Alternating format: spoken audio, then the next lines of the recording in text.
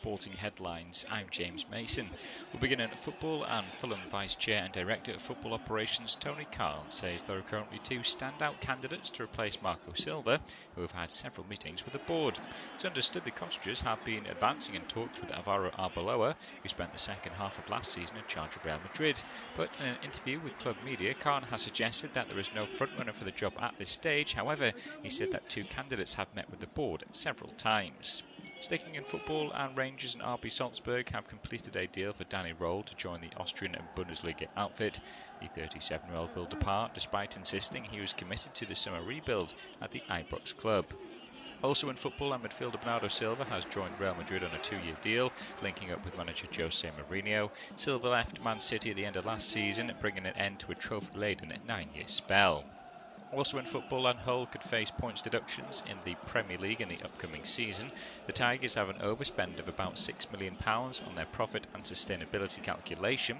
Under the English Football League rules, that could lead to a 6-point penalty.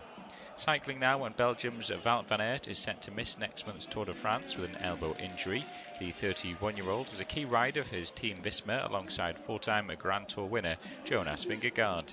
Van Aert he suffered the injury after falling in training before last week's Tour of Vendrone Alpes stage in France, and an infection developed in his elbow. Moving on to rugby union now, and Max Ujoma and Noah Kalouri will have the chance to press their case for test starts after being named in the England backline to take on a France 15 in a non-cap match in Van on Friday. Centre Ujoma scored a try and was named player of the match in the win over Argentina in November, but he's not played for his country since.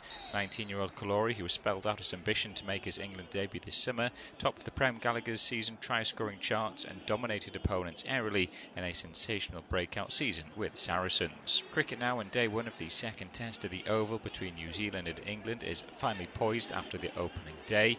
New Zealand were put into bat after England won the toss, and they reached 291 for 7 at the close of play. Tom Blundell made the highest score of the day. He made 51. As for England, where their top bowler was Sonny Baker making his debut, he took 2 for 63, and Jacob Bethell picked up 2 cheap wickets late on, as he had figures of 2 for 8 from his 5 overs. Archer, Fisher and Tongue all took 1 wicket. And finally, now finishing with a couple of stories in tennis, and British number 5 Arthur Ferry has kept the home hopes alive at the Queen's Championships as he's moved into the quarter-finals after beating Adrian Manarino. The world number 140 has reached his first ATP Tour quarter-final with a 7-6, 6-4 victory over the veteran Frenchman. And finally in tennis, and British stalwart Dan Evans will have to go through qualifying to make the main draw of the men's singles at Wimbledon after missing out on a wild card. The 36-year-old, who announced last week that he would end his tennis career after the Grand Slam, had hoped to receive one of the 8 singles wild cards to guarantee an emotional final appearance at his home Grand Slam. However, the final remaining places were awarded to British pair Harry Wendelken and Felix Gill on Wednesday. That's for now. We'll have more later. Here are your latest sporting headlines. I'm James Mason. We'll begin in football, and Fulham Vice Chair and Director of Football Operations Tony Khan says there are currently two standout candidates to replace Marco Silva, who have had several meetings with the board. It's understood the cottagers have been advancing in talks with Alvaro Arbeloa, who spent the second half of last season in charge of Real Madrid. But in an interview with club media, Khan has suggested that there is no frontrunner for the job at this stage. However, he said that two candidates have met with the board several times. Sticking in football, and Rangers and RB Salzburg have completed a deal for Danny Roll to join the Austrian and Bundesliga outfit. The 37-year-old will depart despite insisting he was committed to the summer rebuild at the Ibrox club. Also in football, and midfielder Bernardo Silva has joined Real Madrid on a 2-year deal, linking up with manager Jose Mourinho. Silva left Man City at the end of last season, bringing an end to a trophy-laden 9-year spell. Also in football, and Hull could face points deductions in the Premier League in the upcoming season. The Tigers have an overspend of about £6 million on their profit and sustainability calculation. Under the English Football League rules, that could lead to a 6-point penalty. Cycling now, and Belgium's Wout van Aert is set to miss next month's Tour de France with an elbow injury. The 31-year-old is a key rider for his team Visma alongside four-time Grand Tour winner Jonas Vingegaard.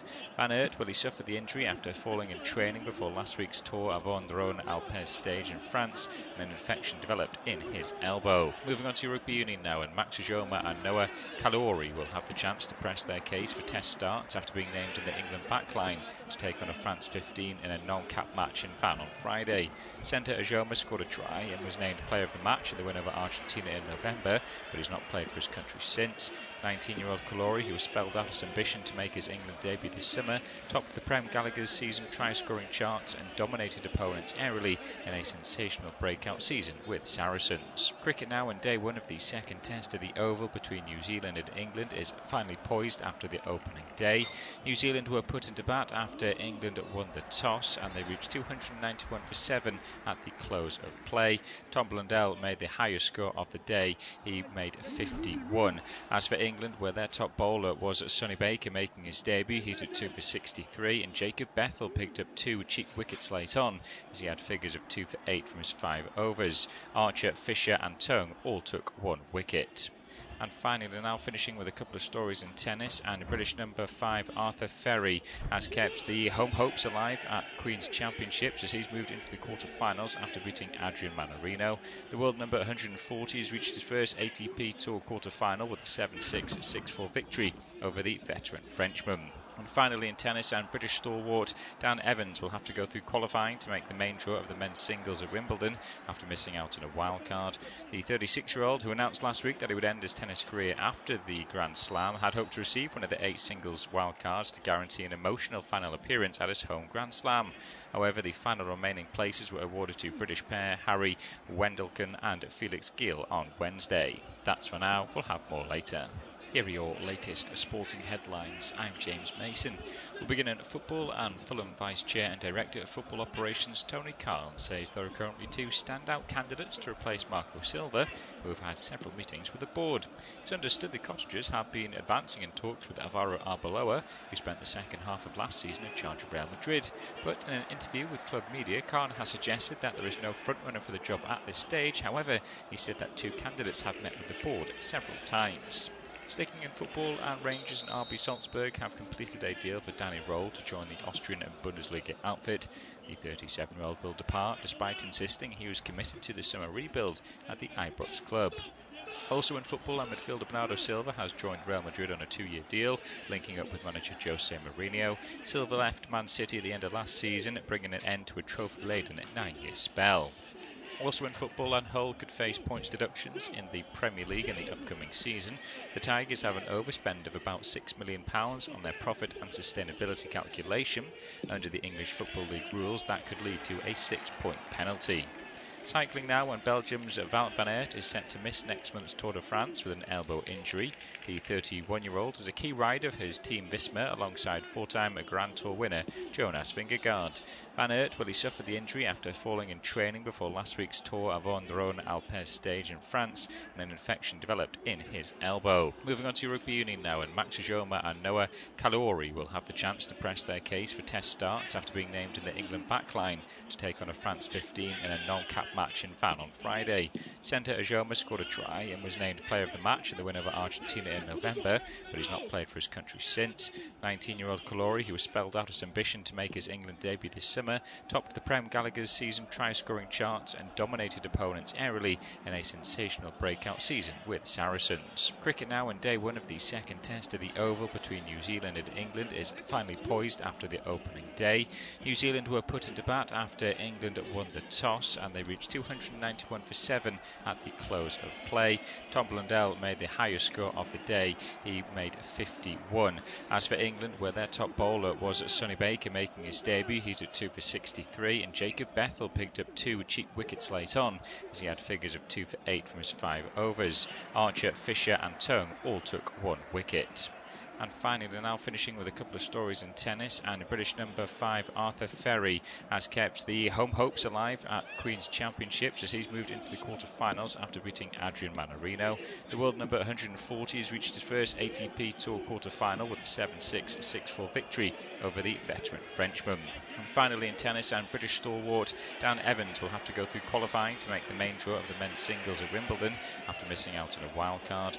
The 36-year-old, who announced last week that he would end his tennis career after the Grand Slam, had hoped to receive one of the 8 singles wildcards to guarantee an emotional final appearance at his home Grand Slam. However, the final remaining places were awarded to British pair Harry Wendelken and Felix Gill on Wednesday. That's for now. We'll have more later. Here are your latest sporting headlines. I'm James Mason. We'll begin in football, and Fulham Vice Chair and Director of Football Operations Tony Khan says there are currently two standout candidates to replace Marco Silva, who have had several meetings with the board. It's understood the Cottagers have been advancing in talks with Alvaro Arbeloa, who spent the second half of last season in charge of Real Madrid. But in an interview with club media, Khan has suggested that there is no frontrunner for the job at this stage. However, he said that two candidates have met with the board several times. Sticking in football, and Rangers and RB Salzburg have completed a deal for Danny Roll to join the Austrian Bundesliga outfit. The 37-year-old will depart despite insisting he was committed to the summer rebuild at the Ibrox club. Also in football, and midfielder Bernardo Silva has joined Real Madrid on a 2-year deal, linking up with manager Jose Mourinho. Silva left Man City at the end of last season, bringing an end to a trophy-laden 9-year spell. Also in football, and Hull could face points deductions in the Premier League in the upcoming season. The Tigers have an overspend of about £6 million on their profit and sustainability calculation. Under the English Football League rules, that could lead to a 6-point penalty. Cycling now, and Belgium's Wout van Aert is set to miss next month's Tour de France with an elbow injury. The 31-year-old is a key rider for his team Visma alongside four-time Grand Tour winner Jonas Vingegaard. Van Aert he suffered the injury after falling in training before last week's Tour Avon-Rhône-Alpes stage in France, and an infection developed in his elbow. Moving on to rugby union now, and Max Ujoma and Noah Kalouri will have the chance to press their case for test starts after being named in the England backline to take on a France 15 in a non-cap match in Van on Friday. Centre Ujoma scored a try and was named player of the match at the win over Argentina in November, but he's not played for his country since. 19-year-old Kalouri, who was spelled out his ambition to make his England debut this summer, topped the Prem Gallagher's season try-scoring charts and dominated opponents aerially in a sensational breakout season with Saracens. Cricket now, and day one of the second test of the Oval between New Zealand and England is finally poised after the opening day. New Zealand were put into bat after England won the toss, and they reached 291 for 7 at the close of play. Tom Blundell made the highest score of the day. He made 51. As for England, where their top bowler was Sonny Baker making his debut, he took 2 for 63, and Jacob Bethell picked up 2 cheap wickets late on, as he had figures of 2 for 8 from his 5 overs. Archer, Fisher and Tongue all took 1 wicket.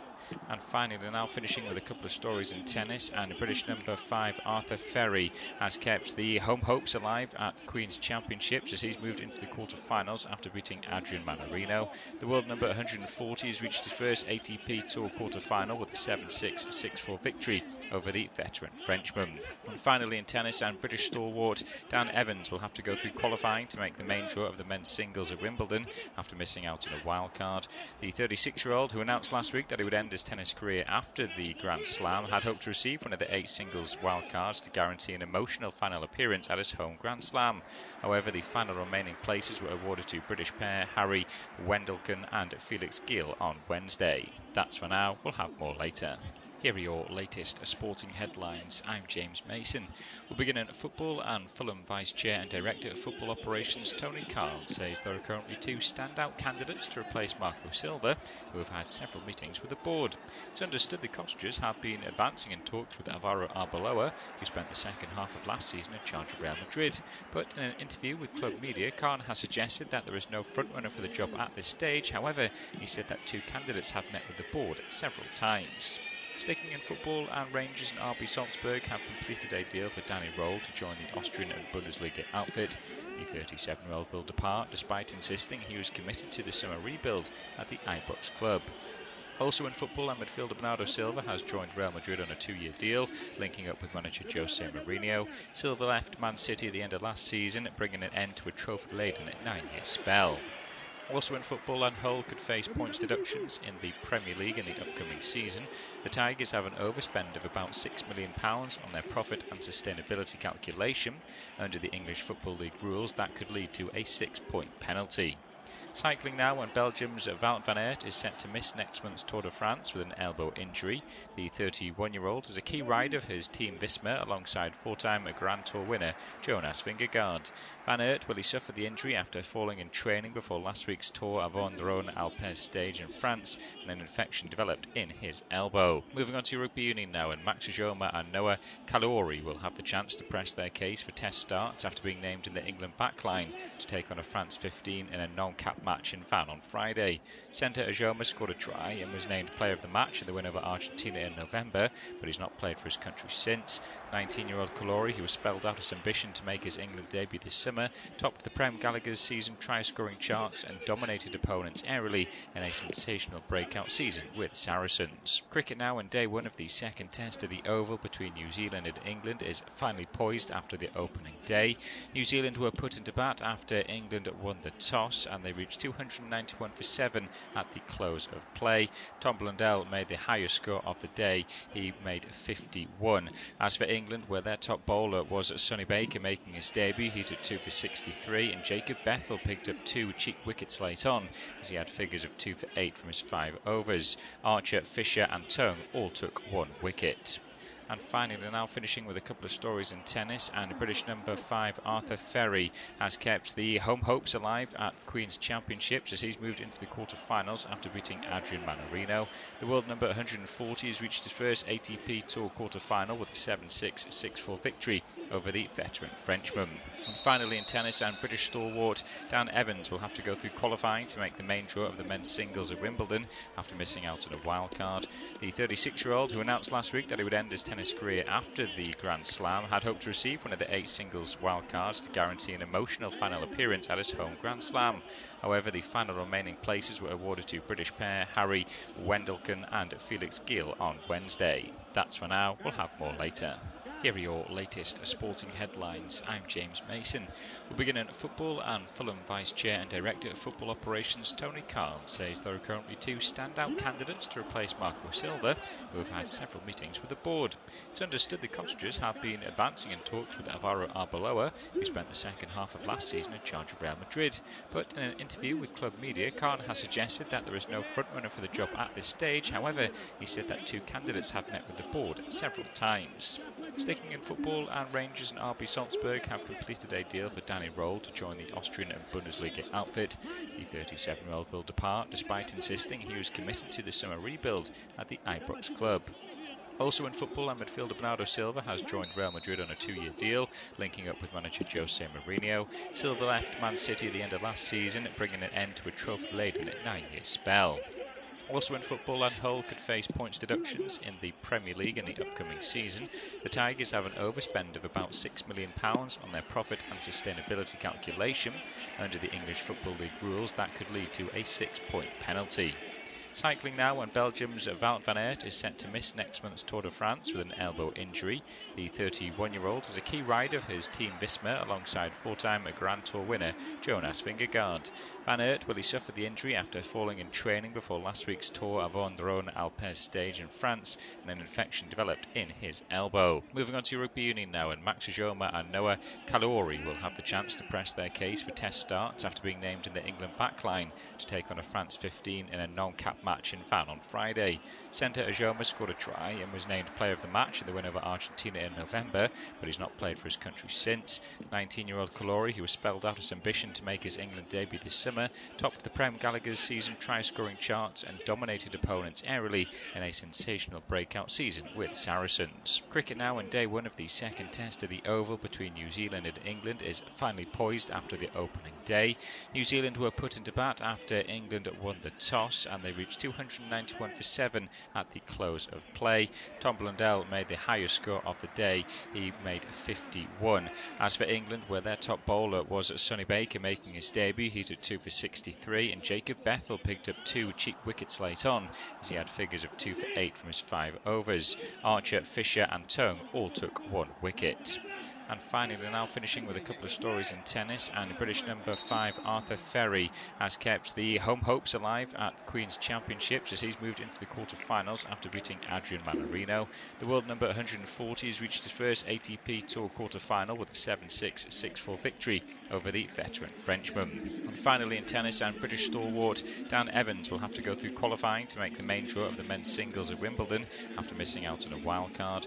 The 36-year-old, who announced last week that he would end his tennis career after the Grand Slam, had hoped to receive one of the 8 singles wildcards to guarantee an emotional final appearance at his home Grand Slam.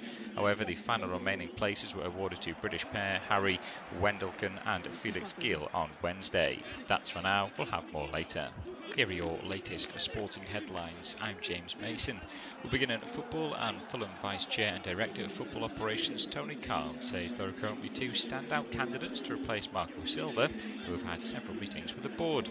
It's understood the cottagers have been advancing in talks with Alvaro Arbeloa, who spent the second half of last season in charge of Real Madrid. But in an interview with club media, Carl has suggested that there is no frontrunner for the job at this stage. However, he said that two candidates have met with the board several times. Sticking in football, and Rangers and RB Salzburg have completed a deal for Danny Roll to join the Austrian Bundesliga outfit. The 37-year-old will depart despite insisting he was committed to the summer rebuild at the Ibrox club. Also in football, midfielder Bernardo Silva has joined Real Madrid on a 2-year deal, linking up with manager Jose Mourinho. Silva left Man City at the end of last season, bringing an end to a trophy-laden 9-year spell. Also in football, and Hull could face points deductions in the Premier League in the upcoming season. The Tigers have an overspend of about £6 million on their profit and sustainability calculation. Under the English Football League rules, that could lead to a 6-point penalty. Cycling now, and Belgium's Wout van Aert is set to miss next month's Tour de France with an elbow injury. The 31-year-old is a key rider for his team Visma alongside four-time Grand Tour winner Jonas Vingegaard. Van Aert he suffered the injury after falling in training before last week's Tour Avon Rhône Alpes stage in France, and an infection developed in his elbow. Moving on to rugby union now, and Max Ojoma and Noah Kalouri will have the chance to press their case for test starts after being named in the England backline to take on a France 15 in a non-cap match in Van on Friday. Centre Ojoma scored a try and was named player of the match in the win over Argentina in November, but he's not played for his country since. 19-year-old Kalouri, who was spelled out his ambition to make his England debut this summer, topped the Prem Gallagher's season try-scoring charts and dominated opponents aerially in a sensational breakout season with Saracens. Cricket now, and day one of the second test of the Oval between New Zealand and England is finally poised after the opening day. New Zealand were put into bat after England won the toss, and they reached 291 for 7 at the close of play. Tom Blundell made the highest score of the day. He made 50.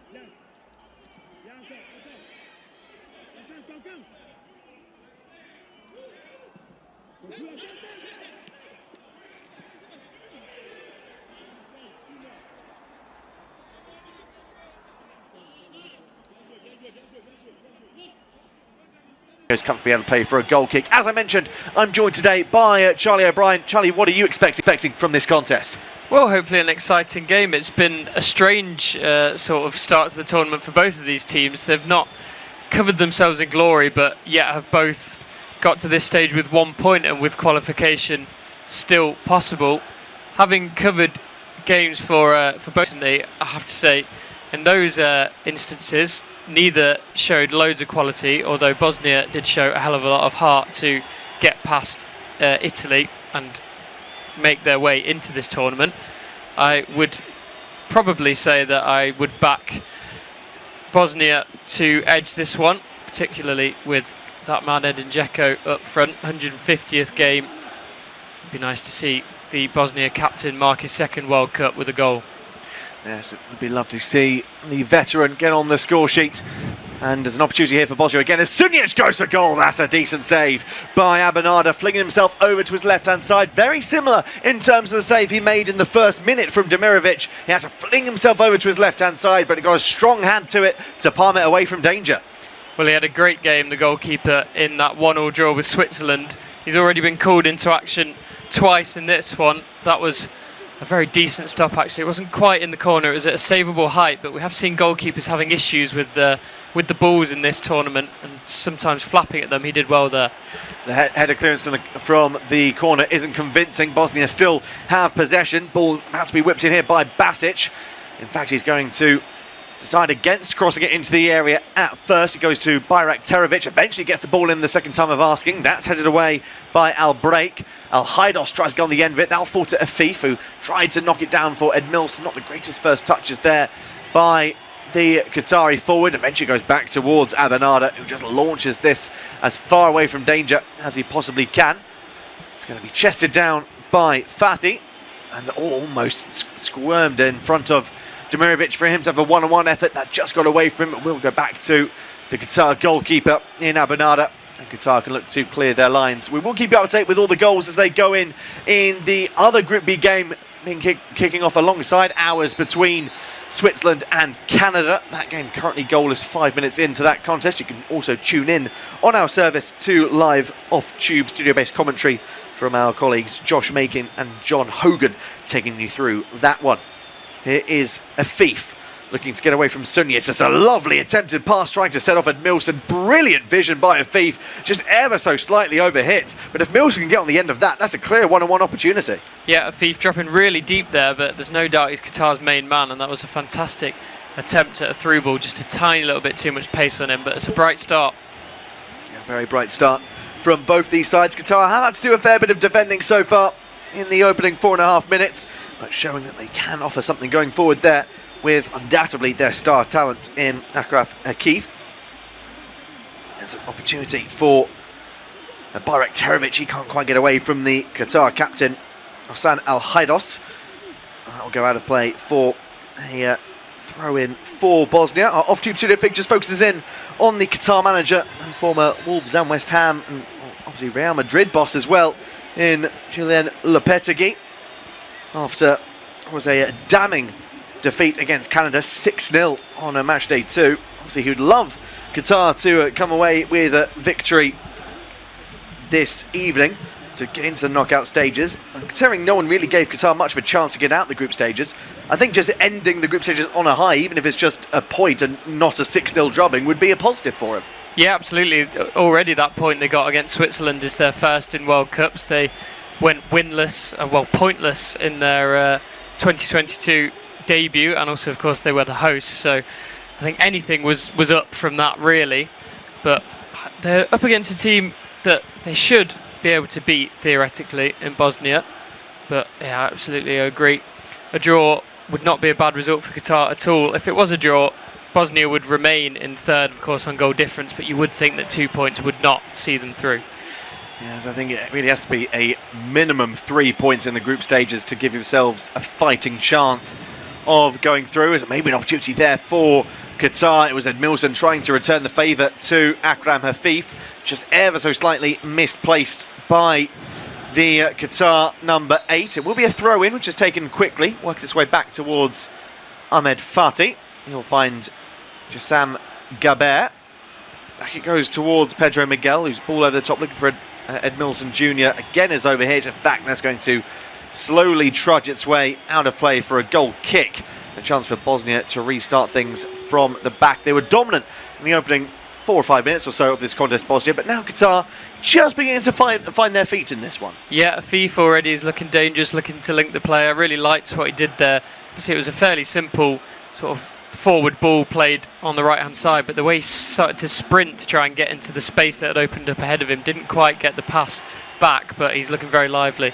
Afif almost get on the end of the return pass from Al-Haidos. It will be turned away by Katic, and it's the first corner kick of the evening/afternoon in America for Qatar, and it will be Akram Afif that will be the man that takes this. Chance for some of the bigger boys to come forward, although you'd have to say, based on height and physicality, Bosnia would be favourites from most set-piece opportunities, both defensive and attacking.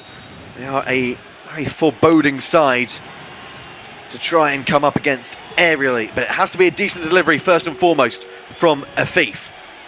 He looks to go towards the far post. What on earth is that delivery from Afif? I think he was aiming for Fati, who gets on the end of it close to the touchline. He's going to have to be punted out of play for a throw-in, but that might be one of the worst corner kicks I've ever seen.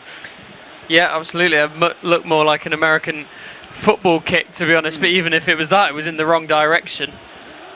Really poor effort there by Akram Afif. So Bosnia restart things from their own defensive third. It will be Katic that will able to bring this ball further forward for the Bosnians. Rolls it in for Basic with plenty of time and space. Goes over towards the right-hand side in Bayrak Terovic. Back it goes to Basic, who plays the crossfield pass looking for Ali Begovic. He'll bring it down. Kolasinac shrugs off one. Has support in Ali Begovic, utilises him, but then he runs straight into traffic in Pedro Miguel, who just knocked that out of play for a throw-in, which Sead Kolasinac, the former Arsenal defender, takes quickly. Works his way for Katic from his defensive partner in Radeljic. Right-hand side for Bayraktarovic. He won't try and take on his man. Again, decides to cut backwards towards Malic. Malic in turn will find Basic, and they'll spread it over towards the left-hand side once again. Ball over the top looking for Demirovic by Sunjic. That'll be turned away. Afif once again getting his body in between a few defenders. He wins possession, finds Hassan Al-Haidos. He's appealing for a free kick. He's going to get it, and I think he's asking for a yellow card to be awarded here to Malic. It's not going to be awarded by the referee, Jesus Valenzuela. It was a little bit of a cynical foul there by the Bosnian. Is he fortunate to come away with yellow, or is that the right decision? I mean, obviously it's early in the game. That shouldn't really matter, but we know the old adage time and again that it does matter in the referee's mind. We have seen just a fairly lenient approach to refereeing in this tournament in general, so I'm not too surprised to see him get away with that one, although I would say at points it's probably gone a little bit too far with what's not been given as a foul or as a yellow. As a bit of a hustle and tussle between Demirovic and Lai eventually ends up with the Qatar number 4 able to restart things from the free kick, with both sides drawing as it stands. Canada and Switzerland would be first and second respectively on 5 points, and Bosnia and Qatar would also be level on 2. Just simply not good enough. A win, the undoubted necessity for both these sides, as Dzeko tries to roll it in for Demirovic. He's appealing for a handball, nothing awarded by Jesus Valenzuela. So it will be an opportunity for Gaber to restart things from the centre of the park. Pedro Miguel rolls it in to Fatih, bit of space for him. He rolls it in now for Budiaf, who we haven't seen a great deal of. The ball over the top, surely that's offside on Edmilson. The linesman does pick his flag up. Edmilson immediately turns to Budiaf that he wanted the ball a bit quicker out to him. Seeing a replay of this handball that wasn't given, it does hit the arm. I think he is trying to pull it into his body rather than it being an unnatural position, so I think the referee has just about got that spot on. Yeah, he didn't really have any time to pull his hand away either. It was pretty close range, and don't think he was even necessarily expecting that little reverse ball attempt from Dzeko anyway. Bayraktarovic will lay it towards Malic on the right-hand side. He tries to dig out a cross, he won't, but he has been fouled by Sultan Al Break, and that will be a free kick for Bosnia, deep inside Qatar territory, in fact in line with the penalty area, but probably more as a corner rather than a free kick. Definitely not a shooting position, but a position to definitely whip a dangerous ball into the area. Yeah, it's just like a closer corner, isn't it? It's going to be left-footed, so almost like an in-swinger. Obviously, you've already mentioned the immense height of the Bosnian team, so this is a real opportunity for them. Yes, big opportunity here for the Bosnians. Dzeko will be one of the main targets alongside the likes of Radeljic and Katic in the middle of the park. The captain Dzeko tries to organise his side. The ball put into the area looking forward, and Dzeko is turned away. Ivan Sunjic, poor pass by him, and then the pass by Lai is blocked by his own man. It's over the top looking for Al-Haidos, and he'll knock it over towards Akram Afif. There's an opportunity maybe here for Qatar. Afif will break forward. Massive opportunity. That's a really important interception in the end by Ivan Sunjic, who poked it straight at his goalkeeper Vasilj, who was unable to sort out his feet. He knocks it out for a throw-in, but a fantastic opportunity there for Qatar. Yeah, brilliant counter-attacking football from Qatar there. The flick on was absolutely fantastic, really well directed, but then, yeah, it's bizarre after a fantastic block or interception, so necessary from Sunjic, but then the goalkeeper, I almost thought at first that maybe he thought he wouldn't be able to pick it up, but it wasn't a pass, was it? It was sort of a tackle interception, but either way, he's almost undone the hard work of Sunjic immediately with a strange clearance that could have gone anywhere. Yes, it was a tad fortunate. Seeing a replay of Edmilson being caught just in the chest by the jump of Radeljic. Injured himself, but he is back onto his feet and should be able to continue for the time being. But Qatar have a throw-in now. 30 minutes gone of this contest. You're listening to unofficial off-tube studio commentary. Bosnia 0, Qatar 0, the current score, and it will be Afif that takes us, and he will find a teammate that returns a favour. Another poor delivery, though, by Akram Afif. As the ball is diverted away from danger, knocked back towards Abanada. He'll be placed under pressure by Bayraktarovic. Eventually works his way out towards the goalkeeper. Al Break just about squirms a pass out towards Budiaf. who in turn will find Issa Lai. And now a chance for Jassam Gaber to spread over towards the right-hand side for Pedro Miguel. In fact, Ed Milson has chested that down, immediately stopped and held on to his midriff. I wonder if he's still winded, or maybe it's a bruised rib that's causing him issues from that heavy collision. That's definitely one to keep an eye on in case he's having to be brought off in the near future. Ball will be rolled back towards Kuki. Now with Lai. Finding Afif. 1-2 with Fatih.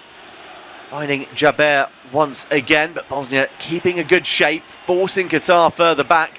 In the last 5 minutes or so, Qatar have had a lot of joy on the ball. Yeah, absolutely. Really growing into this game, Qatar. Another attempted pump down the left-hand side is intercepted, but yeah, the balls over the top are really troubling Bosnia, despite the height disadvantage that Qatar have. Feel for Ed Milson a bit. He had to chest that ball a minute ago. He clearly didn't want to. He'd just taken a blow there. And he did it anyway, but he may be indicating to his teammates, please don't give me any more high passes for a while. Yes, I think rolling it on the floor might be the best option for Ed Milson until he gets his wind back into his sails, as the crossfield pass by Fatih is optimistic to say the least. Kolasinac might be beaten to it though by Milson. Milson gets a toe in. It will fall kindly to Ali Begovic, who in turn is going to be fouled by a Qatari midfielder in Jassam Gaber. That will be a free kick for Bosnia on the far left-hand side. But the Bosnians slightly under the cosh. They'll look to try and restart things immediately though with a quick free kick as it spreads over towards the right-hand side now in Bayrak Terovic, who in turn cuts back and finds the former Birmingham City midfielder in Ivan Sunjic. He now will go towards Radeljic. Chance for Begovic to take on his man, but instead has to cut back towards Sead Kolasinac once again. Happy to play it around the back and bide their time to look for an opening. They're not trying to force the issue at the moment, Bosnia. No, they know they've got plenty of time to get this one done, but also they're probably a little bit stung by the pace of the Qatari counter-attack so far and just trying to exert a little bit more control over this game, because it's been not all their own way in this opening 16 minutes. It has not whatsoever, as Sunjic will look to bring this ball up the field for the Bosnians. Lovely turn by Basic, who then goes for a goal from range. It, for a brief moment, looked like it was going to trouble Abu Nada. It does comfortably go over in the end. That's a few pop shots from about 30-35 yards that Bosnia have had now. That one just looked like for a moment it was going to dip underneath the crossbar. Yeah, I mean, it's props to Qatar in a way that that's all that Bosnia have been reduced to, really, is shooting from range. They haven't had any opportunities particularly close to the goal, but also they have actually all been very decent shots. So as much as Qatar will be happy to limit them to that, if it keeps going like this, one of them might just fly in. Yes, it does seem like only a matter of time that one of them could look really dangerous to going into the back of the net. Qatar yet to have a shot in anger in this game. Of course, they did have that one-on-one opportunity, which was wonderfully dealt with by Ivan Sunjic for Bosnia, as it looked for all the world Afif was going to pounce and slot it past Nikola Vasilj. Bosnia currently in possession on this right-hand side with Bayrak Terovic. He finds support in Malic, and then it'll go inwards for Basic, who in turn will go for goal again from about 30 yards. That takes a big deflection, and it will go on to play for another corner kick, another opportunity to get the bigger boys forward, Charlie. Yeah, absolutely, but I think he has got a little bit lucky there, to be honest. That was the first of the long shots where he really genuinely did have plenty of better options. There were three in the box. He could have tried to just dink in a little ball once he'd cut into his left foot, but he tried to go low into the near post by the looks of it. Either way, he's won a corner for his side. Here's a corner kick for his side. It is whipped in by Basic, headed away well by Lai. Picked off by Bayrak Terovic, and will work its way back for Ivan Sunjic, the last man back for Bosnia. In fact, they will go all the way towards their goalkeeper, who's way outside of his area. We look to try and launch it long again. Edin Dzeko making the point he wanted Vasilj just to slow it down. There's a few decisions now the goalkeeper has made that once the ball has left his boot, he's been barked at by his teammates, who I don't think are having the best time with him at the moment.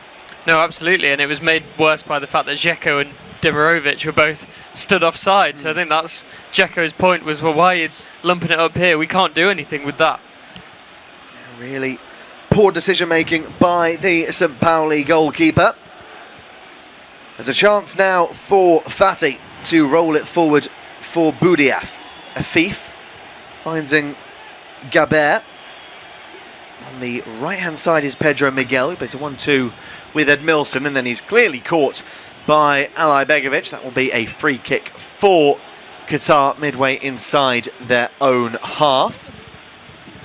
Free kick's taken quickly, I think. Akram Afif, I thought for a moment, was onside. The flag has gone up very quickly from the linesman on the far side, so it will be a free kick, but Qatar almost completely catching out the Bosnian defence. We'll have to see a replay in terms of how close the offside decision was. We're yet to get that replay for us, but it looked like for a moment Bosnia were caught out. Yeah, they're quick on the ball, Qatar, at least a lot quicker than Bosnia in this game. They're really moving it around nicely, and Bosnia still just trying to take all the pace out of the game. Anytime they get the ball, they think that's how they're going to win this one and grind down Qatar, but they really have looked a threat on the counter. They have looked dangerous on the counter so far, have Qatar. It's a lovely turn by Basic, who brings this further forward.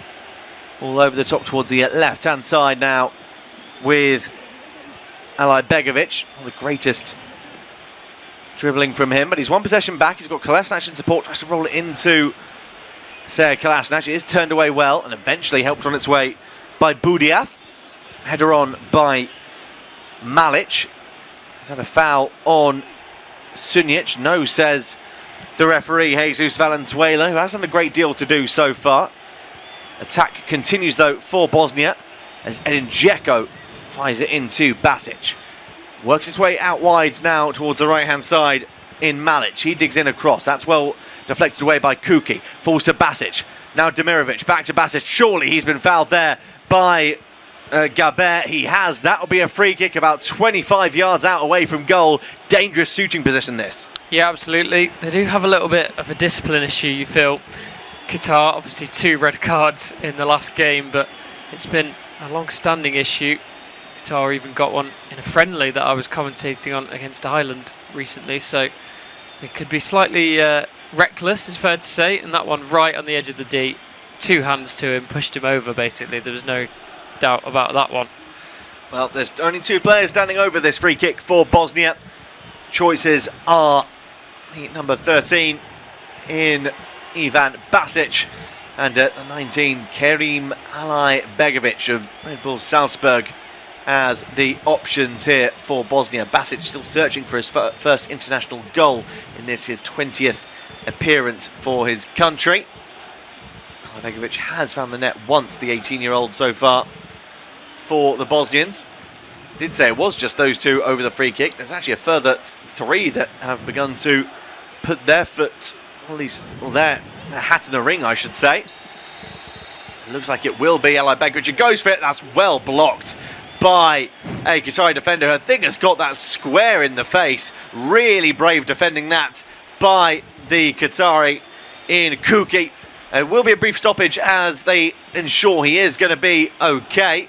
But that's caught him square in the face. Fantastic defending though, because that's what you want to see from your players in the wall. You don't want players ducking out of it, because that's normally how free kicks can end up in the back of the net. The goalkeeper thinks it's going to get blocked by his wall, but they duck out the last, worried they're going to get hurt. Yeah, even if you just turn your back or your shoulder slightly, that can find its way through a gap. Not only did it hit his head, he actually, lunged towards the ball, so it was really brave defending. He's walking off holding his tooth. Maybe that's locked a filling loose perhaps, but either way, it's time for the hydration break, so he'll have a little bit of time to recover. I imagine it will just be a little bit of a shock more than anything, maybe a numb face for a while, but he looks fine.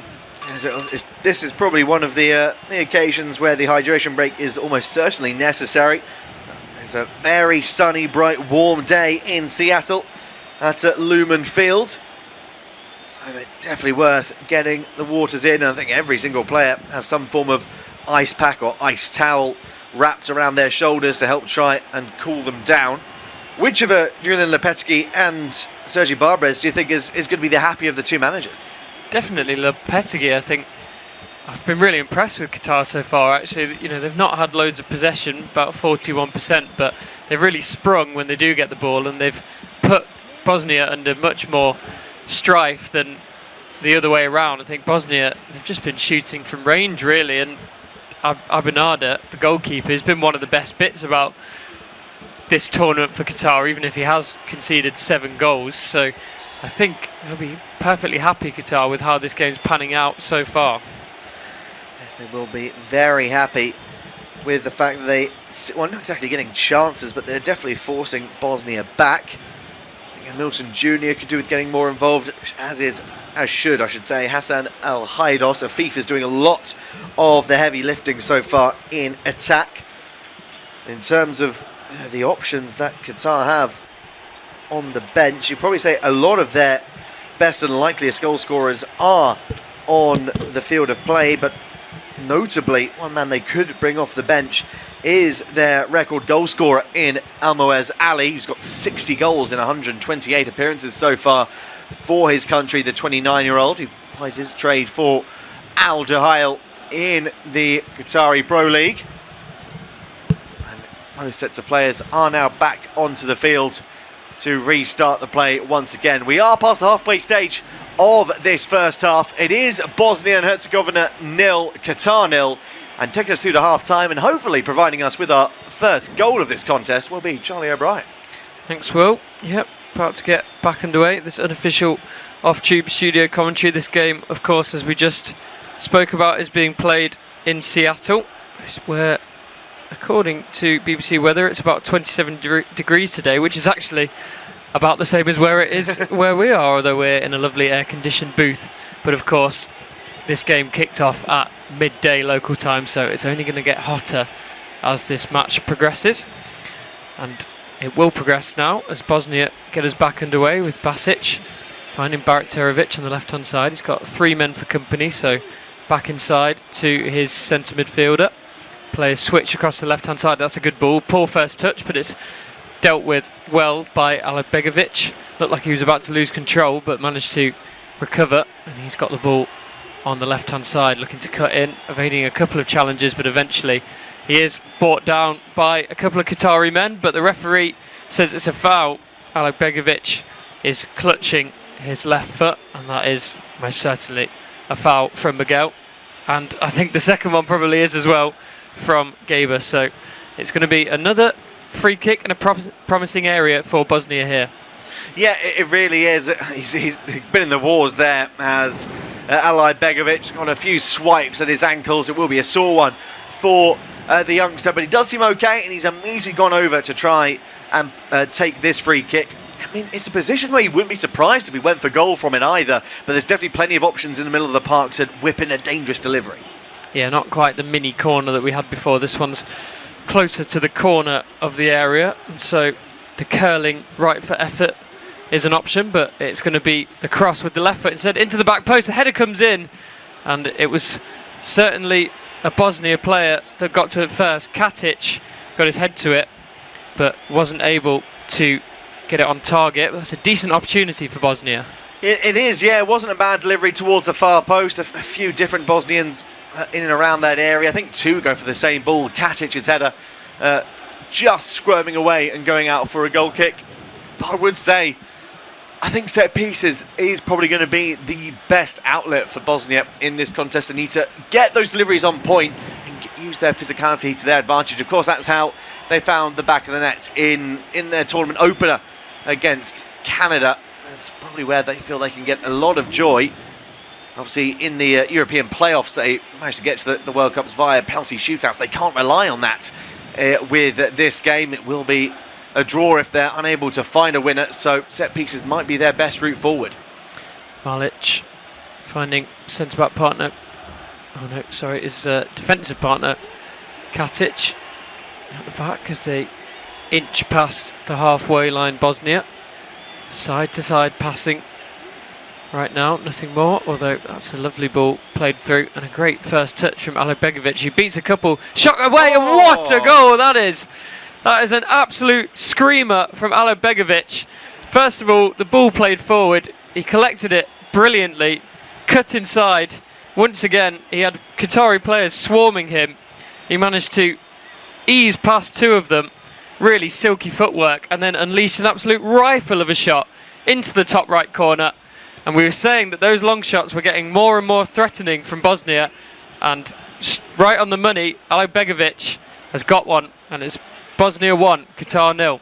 I was just saying that their best route would be a set piece. It shows how little I know and why I'm in the commentary booth rather than on the touchlines of one of these tournaments. Unbelievable bit of play there by the youngster Karim Begovic, just allowed to drive across the edge of the area. No Qatari defender could get close to him, and he shot from about 25 yards. So much power going in at that near post. It's not quite top corner, but just completely catches out the Qatari goalkeeper in Mahmoud Abanada. Fantastic finish though by the teenager, and he's put Bosnia in the driving seat. 1-0. Yep, the RB Salzburg man, I have to say that's probably the best goal I've seen live so far in this tournament. You feel that he is key to Bosnia's plans in the future. The 18-year-old, so many of their best players are aging out, but of course the manager Sergej Barbarez has been keen. He's been on a recruitment drive since he came in the last couple of years, managed to convince a lot of promising young players to switch allegiances to Bosnia. Of course, so many people with Bosnian heritage had to move away because of the war, and they've done a fantastic job in bringing some of those players back to Bosnian football, building an exciting young team. He's certainly at the heart of that. Begovic, as we're seeing what that does to the table, it means Bosnia would have 4 points. They'll still be in third, but 4 points, you would imagine, surely would get you through into the round of 32.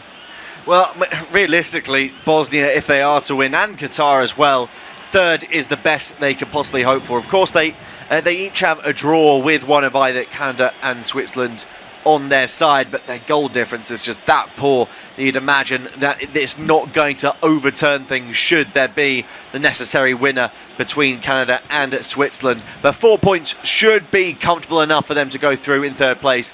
And to be honest, I think for Bosnia and Qatar, considering they don't have the greatest World Cup pedigree, they won't care if they go throughout this group first, second or third. The fact they get out of the group and go into the knockouts would still be massive for them. Absolutely.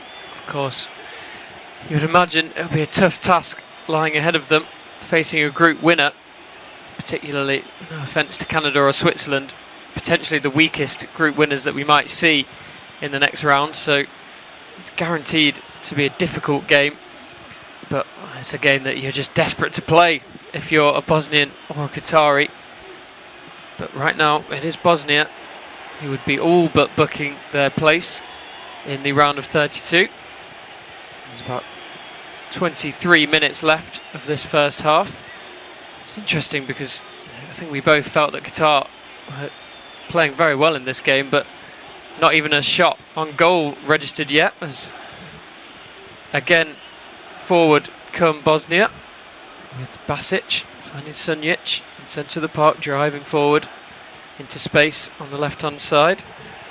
Little touch from Demirovic around the corner, finds Malic, who's taken up a right back position. Another shot comes in, attempted curling effort from Basic. That one took a deflection very early on from Fati and flew over the bar, but the Bosnia pressure continues. I'll tell you what, if you had a bet for Basic to have a shot from the edge of the area, your bet would have come in about 3 or 4 times over. Assuming every single time he picks up the ball around 25 to 35 yards out, he's got his head up looking to go for goal. A fair few of his efforts have looked decent, tested the keeper from a number of occasions. That one was blocked at source at the last, but he's won a corner kick for his troubles. It's an outswinger into the near post. That looked dangerous. I think it was a Bosnian head first, but it went so high up in the air, as did the second attempt from Radeljic. And away for a corner, a goal kick for Qatar, so the pressure finally relieved for now. It is finally relieved for now. We're seeing another replay of that strike from Begovic. It really is an absolute stunner from the 18-year-old, oozing confidence at the moment, and I bet he will be the future star of Bosnian football. They obviously have had Dzeko for so many years, and also to a semi-lesser extent in Miralem Pjanic as well. But he will be one of the big ones. Oh, it's an absolute awful moment there for Sultan Al Break. The cross into the box fell to Edin Dzeko, who's trying to put it back across the face for a teammate to tap in, but it's hit the calf of Sultan Al Break, which completely wrong-foots the goalkeeper, and it nestles in the back of the net. It's an awful moment for him and for Qatar, but it's 2-0 to Bosnia. Deary me, another own goal for Qatar in this tournament. They've scored 2 now, and also the only goal that they've scored themselves was an own goal, so no Qatari player yet to find the right net, but they've found their own 2 occasions in 3 games. And unfortunately, they have got that first World Cup point on the board, but it does feel like this campaign as it stands has been almost as calamitous as 4 years ago.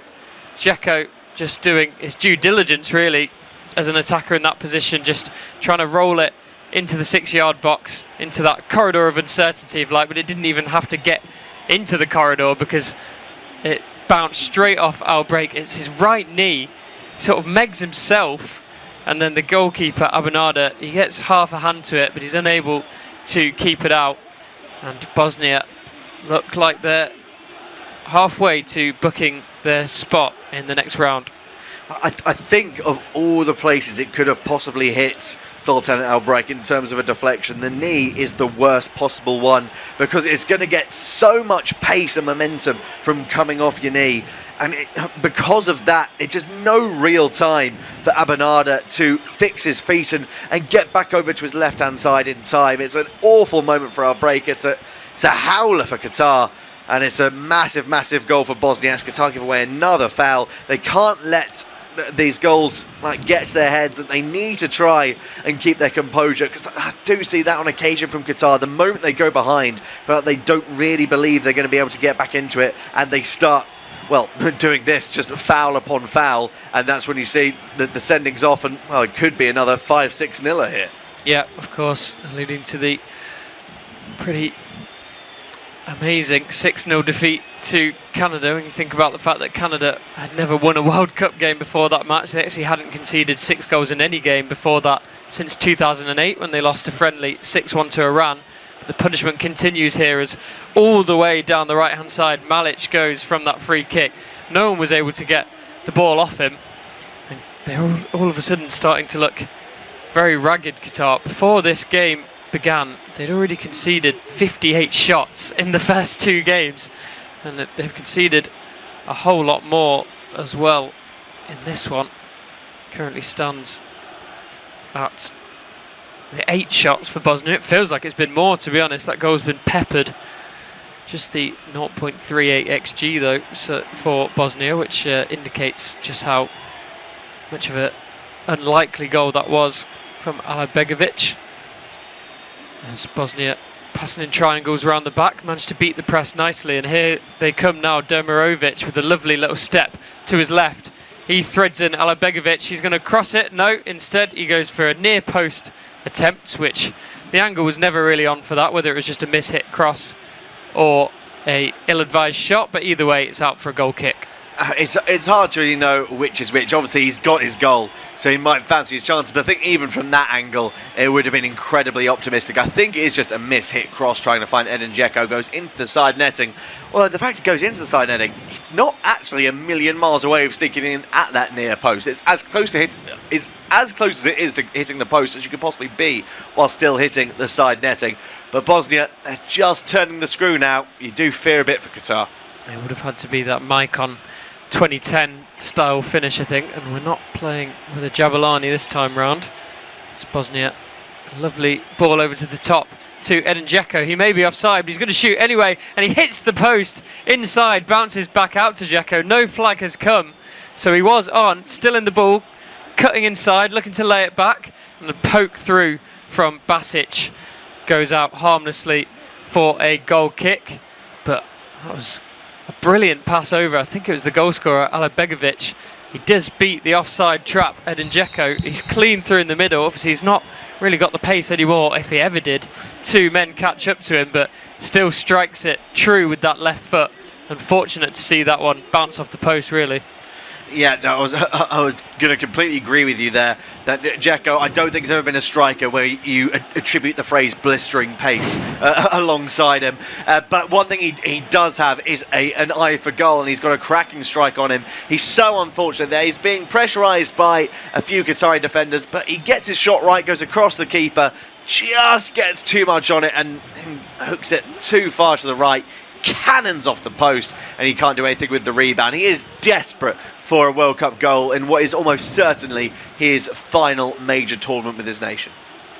Absolutely. Well, we know that Ronaldo wants to be at the next World Cup age 45, so maybe we'll see a 44-year-old Edin Dzeko there as well. Who knows? That's a brilliant ball from Afif down the left-hand side for Al-Break, the man with an unfortunate own goal to his name. He swings across it. It's completely missed. Air shot by his teammate in the centre. That was an actual golden opportunity there for Qatar, probably the best they've had, but once again it fails to result in a shot.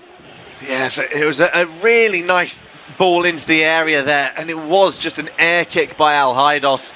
Falls so kindly to him to try and hit it on the half volley. He actually has a little bit of time to take a touch and maybe go for goal, but he's not aware of that. He doesn't get any words from his teammates. But he would be so frustrated with himself that, sure, it would have been a very difficult goal to score, hitting it on the half volley with the ball coming across you like that, but at least make contact with the ball.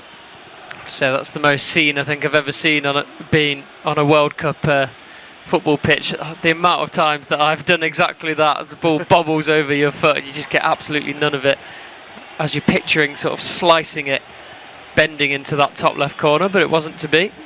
It was the first move of any real substance for some time from Qatar, probably since pre-hydration break though, so that's something for them to cling on to. Although they do find themselves with an absolute mountain to climb in this final Group B encounter with Bosnia. Still goalless between Switzerland and Canada. They of course duking it out for top spot in the group, and there's a lot riding on it for Canada actually, because they can ensure that their first two knockout games, would be in Toronto if they win tonight.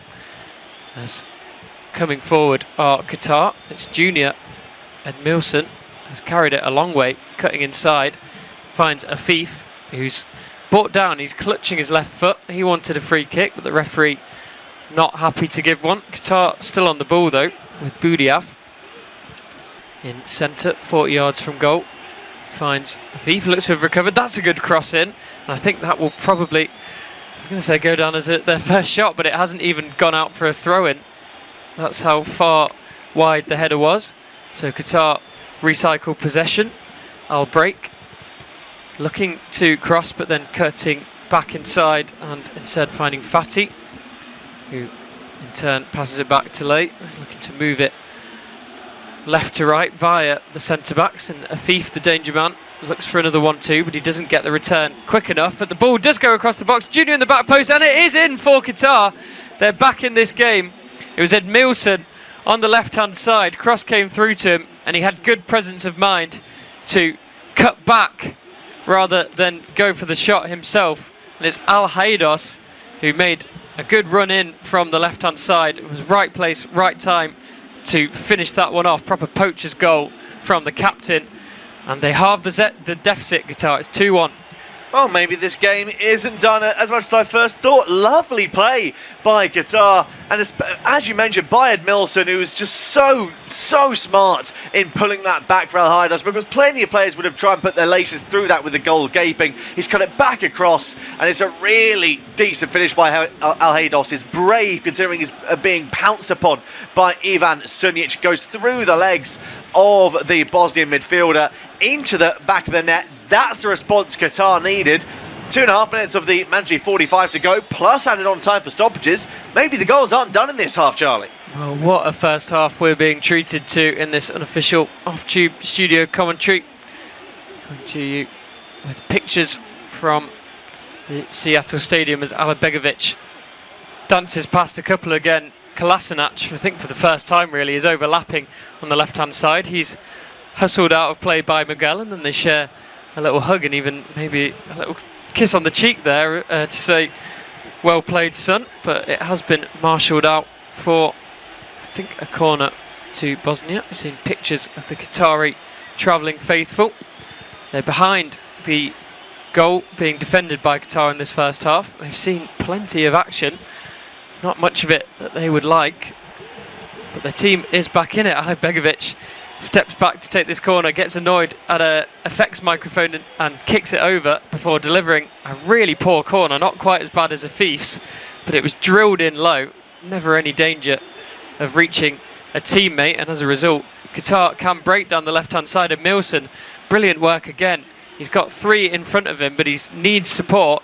Does really well to just hold at the plate, and now he does have support from Afif, who once again dropping really deep. There is presence in that box. We're going to see a long shot instead, and that was never threatening to go in. I think from Kuki. Just saw the space open up in front of him, but it took even a couple of bounces before it reached the goal, and was about as wide as the width of the 6-yard box. So a little bit of a waste there for Qatar, because they had a few men over there on the counter-attack. It's a massive waste, particularly from how well Ed Milson does in bringing the ball forward and holding up the play, allowing his teammates to get forward, does everything right, and he's let down by basically the greed of his teammates and trying to go for glory from 35 and 40 yards. He just does not need to go for goal there. You've got the possession, you've got a little bit of an overload going on the right hand side, just lay it to the wing, get another cross into the box. That's where you got your last goal from. Lightning can strike twice. Speaking of lightning, Milson is lightning down the left hand side and gets there once again ahead of Malic, and stuns him up. Whips in a ball to the back post. That could have been dangerous, was there anyone there, but there's only one man in the box for Qatar, and that is another good opportunity crafted by Edmilson that has gone to waste, although he has a little bit more to say in that one being wasted, as Qatar forced back towards their own goal by a long kick from Bosnia, but do come out with the ball. That's a crunching 50-50. It is won by Budiaf, but it does go out for a Bosnia throw-in.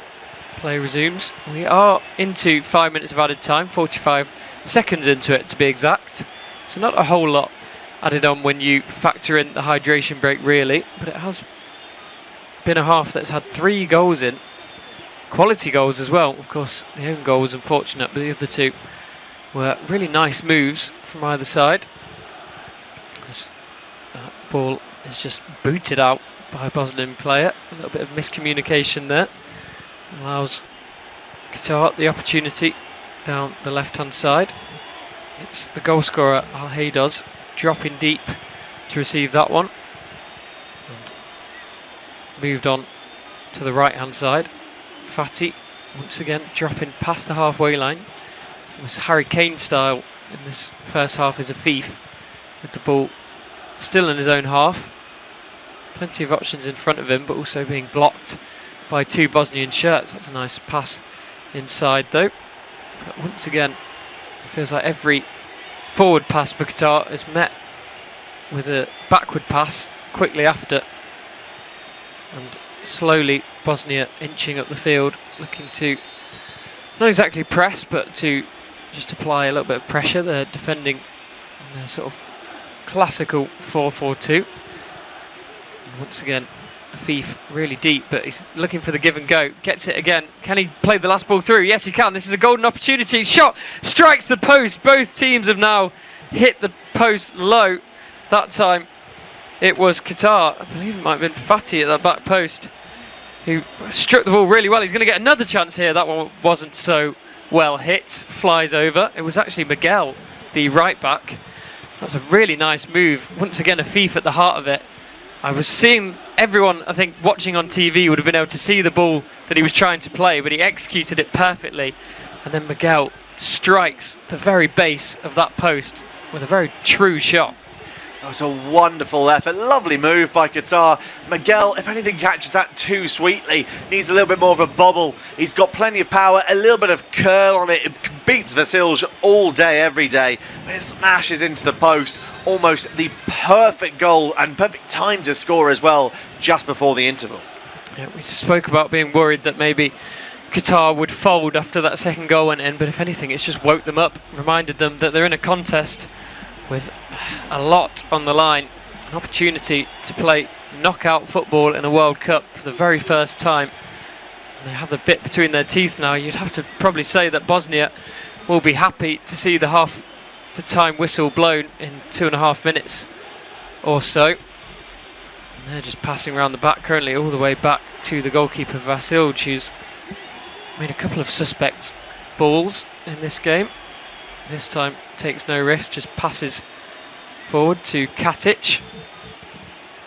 Finds Malic at right back, pumps it forward to absolutely no one, taken under control by Lay, who passes to Kuki. That's a risky pass inside, but he got away with it. And then the next pass from Gaber, I think he thought that Edmilson would be there, but he was nowhere to be seen. I think actually he has seen a ball girl replenishing a ball onto a cone, and who's wearing like a similar colour in sort of either a white or a very light blue bib, and thought that was someone in acres of space on the wing, and just punted it out of play for a throw-in. It's unfortunate for Qatar, but boy, is that comical.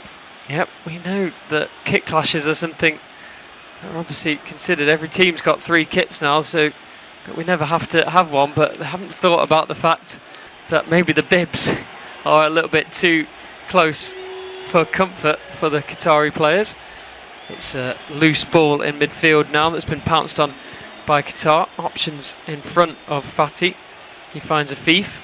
Another really nice ball. Edmilson on the left-hand side. He finds Al-Break on the overlap. Cross comes in, is a good one. It's bouncing up. Takes 2 bites of the cherry from the Bosnian defence to get it clear. It's only as far as away as Al-Break. And Fatih with another great ball into the back post. He's really come to life in these last few minutes. Dealt with again by Bosnia. And before Qatar can get the ball back into the mixer, the referee blows up in what has been an entertaining first half, to say the least, and it's ended Bosnia 2, Qatar 1.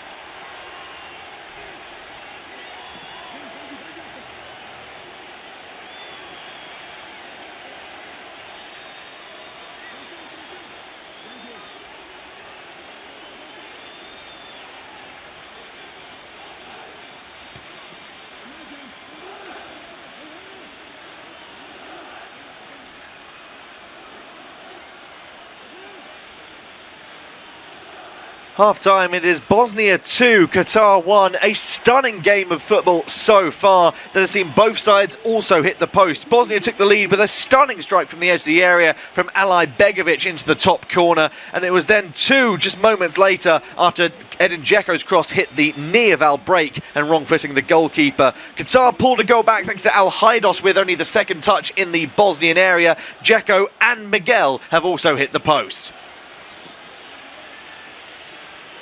Half-time, it is Bosnia 2, Qatar 1. A stunning game of football so far that has seen both sides also hit the post. Bosnia took the lead with a stunning strike from the edge of the area from Ali Begovic into the top corner, and it was then 2 just moments later after Edin Dzeko's cross hit the knee of Al-Break and wrong-footing the goalkeeper. Qatar pulled a goal back thanks to Al-Haidos with only the second touch in the Bosnian area. Dzeko and Miguel have also hit the post.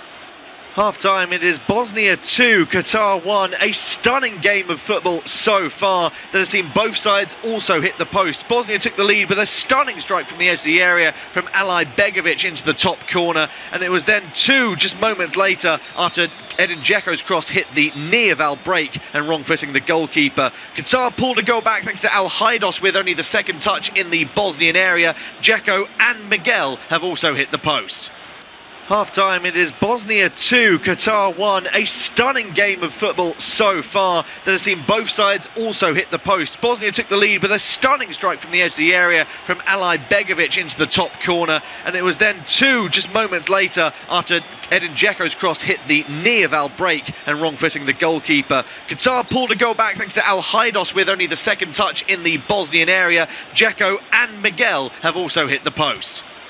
Half-time, it is Bosnia 2, Qatar 1. A stunning game of football so far that has seen both sides also hit the post. Bosnia took the lead with a stunning strike from the edge of the area from Begovic into the top corner, and it was then 2 just moments later after Edin Dzeko's cross hit the knee of break and wrong-footing the goalkeeper. Qatar pulled a goal back thanks to Al-Haidos with only the second touch in the Bosnian area. Dzeko and Miguel have also hit the post.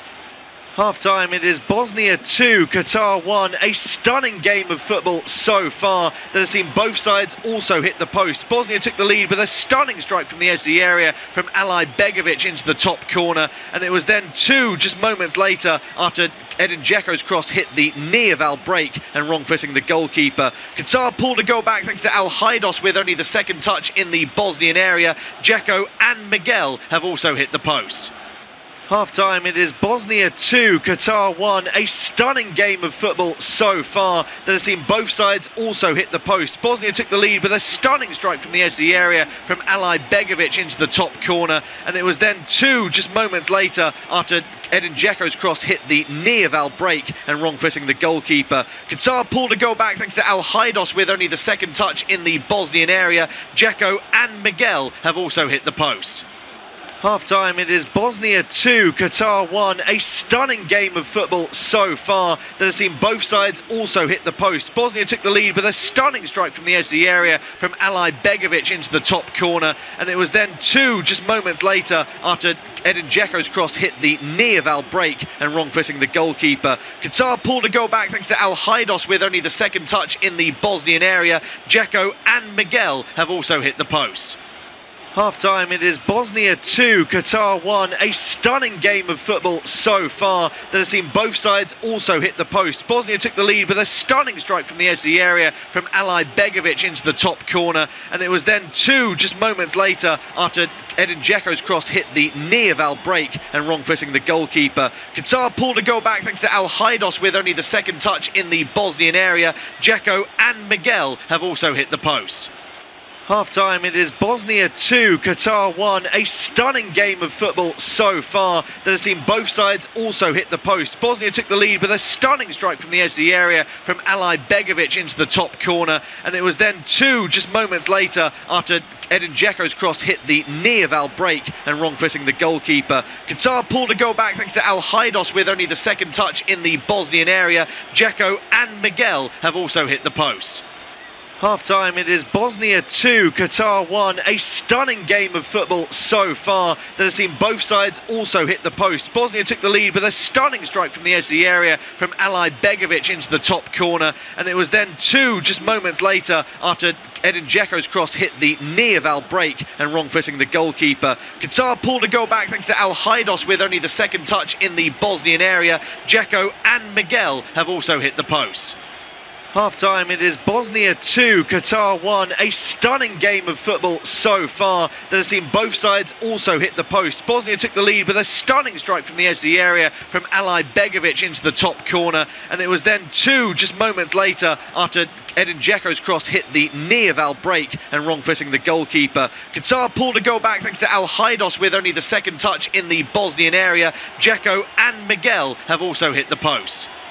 Half-time, it is Bosnia 2, Qatar 1. A stunning game of football so far that has seen both sides also hit the post. Bosnia took the lead with a stunning strike from the edge of the area from Begovic into the top corner, and it was then 2 just moments later after Edin Dzeko's cross hit the knee of break and wrong-footing the goalkeeper. Qatar pulled a goal back thanks to Al-Haidos with only the second touch in the Bosnian area. Dzeko and Miguel have also hit the post. Half-time, it is Bosnia 2, Qatar 1. A stunning game of football so far that has seen both sides also hit the post. Bosnia took the lead with a stunning strike from the edge of the area from Begovic into the top corner, and it was then 2 just moments later after Edin Dzeko's cross hit the knee of break and wrong-footing the goalkeeper. Qatar pulled a goal back thanks to Al-Haidos with only the second touch in the Bosnian area. Dzeko and Miguel have also hit the post. Half-time, it is Bosnia 2, Qatar 1. A stunning game of football so far that has seen both sides also hit the post. Bosnia took the lead with a stunning strike from the edge of the area from Begovic into the top corner, and it was then 2 just moments later after Edin Dzeko's cross hit the knee of break and wrong-footing the goalkeeper. Qatar pulled a goal back thanks to Al-Haidos with only the second touch in the Bosnian area. Dzeko and Miguel have also hit the post. Half-time, it is Bosnia 2, Qatar 1. A stunning game of football so far that has seen both sides also hit the post. Bosnia took the lead with a stunning strike from the edge of the area from Begovic into the top corner, and it was then 2 just moments later after Edin Dzeko's cross hit the knee of break and wrong-footing the goalkeeper. Qatar pulled a goal back thanks to Al-Haidos with only the second touch in the Bosnian area. Dzeko and Miguel have also hit the post. Half-time, it is Bosnia 2, Qatar 1. A stunning game of football so far that has seen both sides also hit the post. Bosnia took the lead with a stunning strike from the edge of the area from Begovic into the top corner, and it was then 2 just moments later after Edin Dzeko's cross hit the knee of break and wrong-footing the goalkeeper. Qatar pulled a goal back thanks to Al-Haidos with only the second touch in the Bosnian area. Dzeko and Miguel have also hit the post. Half-time, it is Bosnia 2, Qatar 1. A stunning game of football so far that has seen both sides also hit the post. Bosnia took the lead with a stunning strike from the edge of the area from Begovic into the top corner, and it was then 2 just moments later after Edin Dzeko's cross hit the knee of break and wrong-footing the goalkeeper. Qatar pulled a goal back thanks to Al-Haidos with only the second touch in the Bosnian area. Dzeko and Miguel have also hit the post. Half-time, it is Bosnia 2, Qatar 1. A stunning game of football so far that has seen both sides also hit the post. Bosnia took the lead with a stunning strike from the edge of the area from Begovic into the top corner, and it was then 2 just moments later after Edin Dzeko's cross hit the knee of break and wrong-footing the goalkeeper. Qatar pulled a goal back thanks to Al-Haidos with only the second touch in the Bosnian area. Dzeko and Miguel have also hit the post. Half-time, it is Bosnia 2, Qatar 1. A stunning game of football so far that has seen both sides also hit the post. Bosnia took the lead with a stunning strike from the edge of the area from Begovic into the top corner, and it was then 2 just moments later after Edin Dzeko's cross hit the knee of break and wrong-footing the goalkeeper. Qatar pulled a goal back thanks to Al-Haidos with only the second touch in the Bosnian area. Dzeko and Miguel have also hit the post. Half-time, it is Bosnia 2, Qatar 1. A stunning game of football so far that has seen both sides also hit the post. Bosnia took the lead with a stunning strike from the edge of the area from Begovic into the top corner, and it was then 2 just moments later after Edin Dzeko's cross hit the knee of break and wrong-footing the goalkeeper. Qatar pulled a goal back thanks to Al-Haidos with only the second touch in the Bosnian area. Dzeko and Miguel have also hit the post. Half-time, it is Bosnia 2, Qatar 1. A stunning game of football so far that has seen both sides also hit the post. Bosnia took the lead with a stunning strike from the edge of the area from Begovic into the top corner, and it was then 2 just moments later after Edin Dzeko's cross hit the knee of break and wrong-footing the goalkeeper. Qatar pulled a goal back thanks to Al-Haidos with only the second touch in the Bosnian area. Dzeko and Miguel have also hit the post. Half-time, it is Bosnia 2, Qatar 1. A stunning game of football so far that has seen both sides also hit the post. Bosnia took the lead with a stunning strike from the edge of the area from Begovic into the top corner, and it was then 2 just moments later after Edin Dzeko's cross hit the knee of break and wrong-footing the goalkeeper. Qatar pulled a goal back thanks to Al-Haidos with only the second touch in the Bosnian area. Dzeko and Miguel have also hit the post.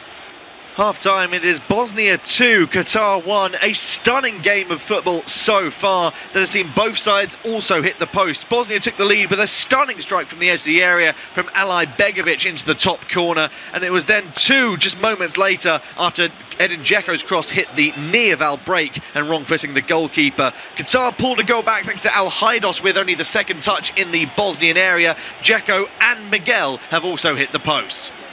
Half-time, it is Bosnia 2, Qatar 1. A stunning game of football so far that has seen both sides also hit the post. Bosnia took the lead with a stunning strike from the edge of the area from Begovic into the top corner, and it was then 2 just moments later after Edin Dzeko's cross hit the near-Val break and wrong-footing the goalkeeper. Qatar pulled a goal back thanks to Al-Haidos with only the second touch in the Bosnian area. Dzeko and Miguel have also hit the post.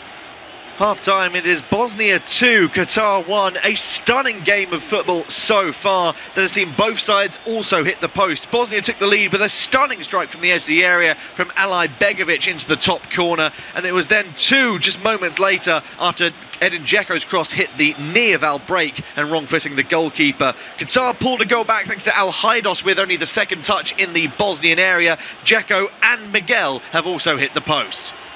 Half-time, it is Bosnia 2, Qatar 1. A stunning game of football so far that has seen both sides also hit the post. Bosnia took the lead with a stunning strike from the edge of the area from Begovic into the top corner, and it was then 2 just moments later after Edin Dzeko's cross hit the near-Val break and wrong-footing the goalkeeper. Qatar pulled a goal back thanks to Al-Haidos with only the second touch in the Bosnian area. Dzeko and Miguel have also hit the post. Half-time, it is Bosnia 2, Qatar 1. A stunning game of football so far that has seen both sides also hit the post. Bosnia took the lead with a stunning strike from the edge of the area from Begovic into the top corner, and it was then 2 just moments later after Edin Dzeko's cross hit the near-Val break and wrong-footing the goalkeeper. Qatar pulled a goal back thanks to Al-Haidos with only the second touch in the Bosnian area. Dzeko and Miguel have also hit the post. Half-time, it is Bosnia 2, Qatar 1. A stunning game of football so far that has seen both sides also hit the post. Bosnia took the lead with a stunning strike from the edge of the area from Begovic into the top corner, and it was then 2 just moments later after Edin Dzeko's cross hit the near-Val break and wrong-footing the goalkeeper. Qatar pulled a goal back thanks to Al-Haidos with only the second touch in the Bosnian area. Dzeko and Miguel have also hit the post. Half-time, it is Bosnia 2, Qatar 1. A stunning game of football so far that has seen both sides also hit the post. Bosnia took the lead with a stunning strike from the edge of the area from Begovic into the top corner, and it was then 2 just moments later after Edin Dzeko's cross hit the near-Val break and wrong-footing the goalkeeper. Qatar pulled a goal back thanks to Al-Haidos with only the second touch in the Bosnian area. Dzeko and Miguel have also hit the post. Half-time, it is Bosnia 2, Qatar 1. A stunning game of football so far that has seen both sides also hit the post. Bosnia took the lead with a stunning strike from the edge of the area from Begovic into the top corner, and it was then 2 just moments later after Edin Dzeko's cross hit the near-Val break and wrong-footing the goalkeeper. Qatar pulled a goal back thanks to Al-Haidos with only the second touch in the Bosnian area. Dzeko and Miguel have also hit the post. Half-time, it is Bosnia 2, Qatar 1. A stunning game of football so far that has seen both sides also hit the post. Bosnia took the lead with a stunning strike from the edge of the area from Begovic into the top corner, and it was then 2 just moments later after Edin Dzeko's cross hit the near-Val break and wrong-footing the goalkeeper. Qatar pulled a goal back thanks to Al-Haidos with only the second touch in the Bosnian area. Dzeko and Miguel have also hit the post. Half-time, it is Bosnia 2, Qatar 1. A stunning game of football so far that has seen both sides also hit the post. Bosnia took the lead with a stunning strike from the edge of the area from Begovic into the top corner, and it was then 2 just moments later after Edin Dzeko's cross hit the near-Val break and wrong-footing the goalkeeper. Qatar pulled a goal back thanks to Al-Haidos with only the second touch in the Bosnian area. Dzeko and Miguel have also hit the post. Half-time, it is Bosnia 2, Qatar 1. A stunning game of football so far that has seen both sides also hit the post. Bosnia took the lead with a stunning strike from the edge of the area from Begovic into the top corner, and it was then 2 just moments later after Edin Dzeko's cross hit the near-Val break and wrong-footing the goalkeeper. Qatar pulled a goal back thanks to we'll leave that there because we're now underway for the second half of this contest between Bosnia and Herzegovina and Qatar. 2-1 to the Bosnians after the first period of 45 minutes, which was a thoroughly enjoyable encounter to watch from the neutral perspective. There has already been a goal in the other Group B game between Switzerland and Canada. Vargas has given Switzerland the lead after just 45 seconds in the second period to currently, as it stands, top the group in Group B. There has been a few changes for both sides, actually, over the course of the half-time interval. 2 changes for Bosnia. Malic and Sunic have been replaced by Memic and Tahirovic, whereas for Qatar, looks like Jessam Gaber has made way, and it is Hatem that has come on in his stead. So changes across the board for the two sides. So running through the lineups once again then for Bosnia, it's Vasilj in goal, Radeljic, Katic, Memic and Kolasinac in the back 4. Bayrak Terovic, Tahirovic, Basic and Alajbegovic are the midfield 4, with Demirovic and Dzeko leading the line.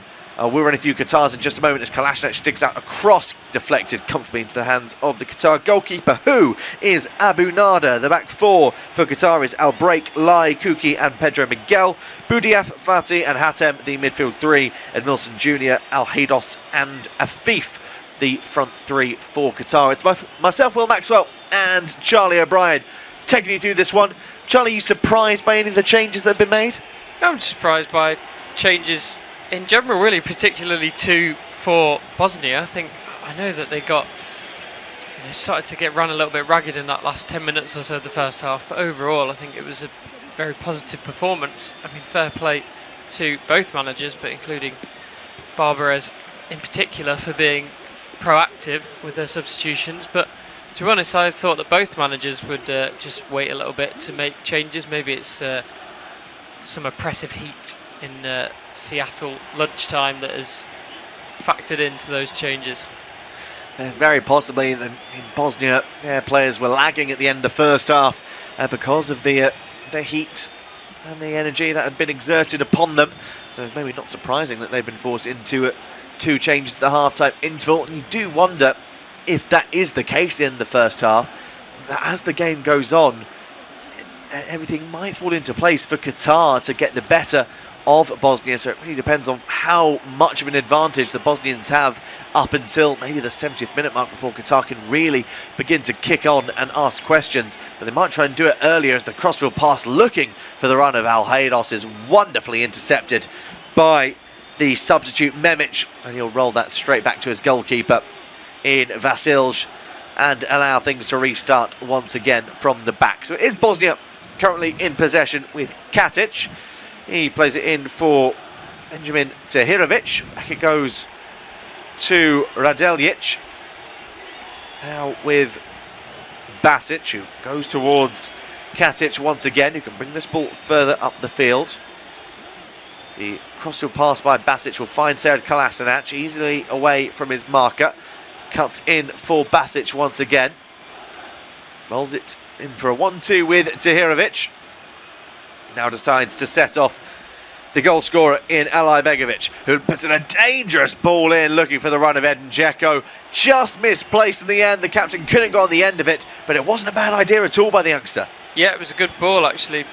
Demirovic and Dzeko both sort of descending, and had it been a little bit, maybe 1 or 2 yards in either direction, it would have fallen perfectly to one of them. But Qatar on the counter again here. Yes, Afif driving forward, support behind him in Fatih, who tries to roll it into Afif again. Well intercepted. Afif holds on to it and goes back towards Pedro Miguel. Ball over the top looking for Al Haydos, will be comfortably dealt with by Katic, and the attack breaks down. It was a very bright and promising counter-attacking move, which just didn't quite pan out at the last for the Qataris, but they do have possession back just inside the Bosnian half with the substitute in Abdulaziz. Hatem towards the left-hand side now in Kuki, finding support on the left for Edmilson Jr.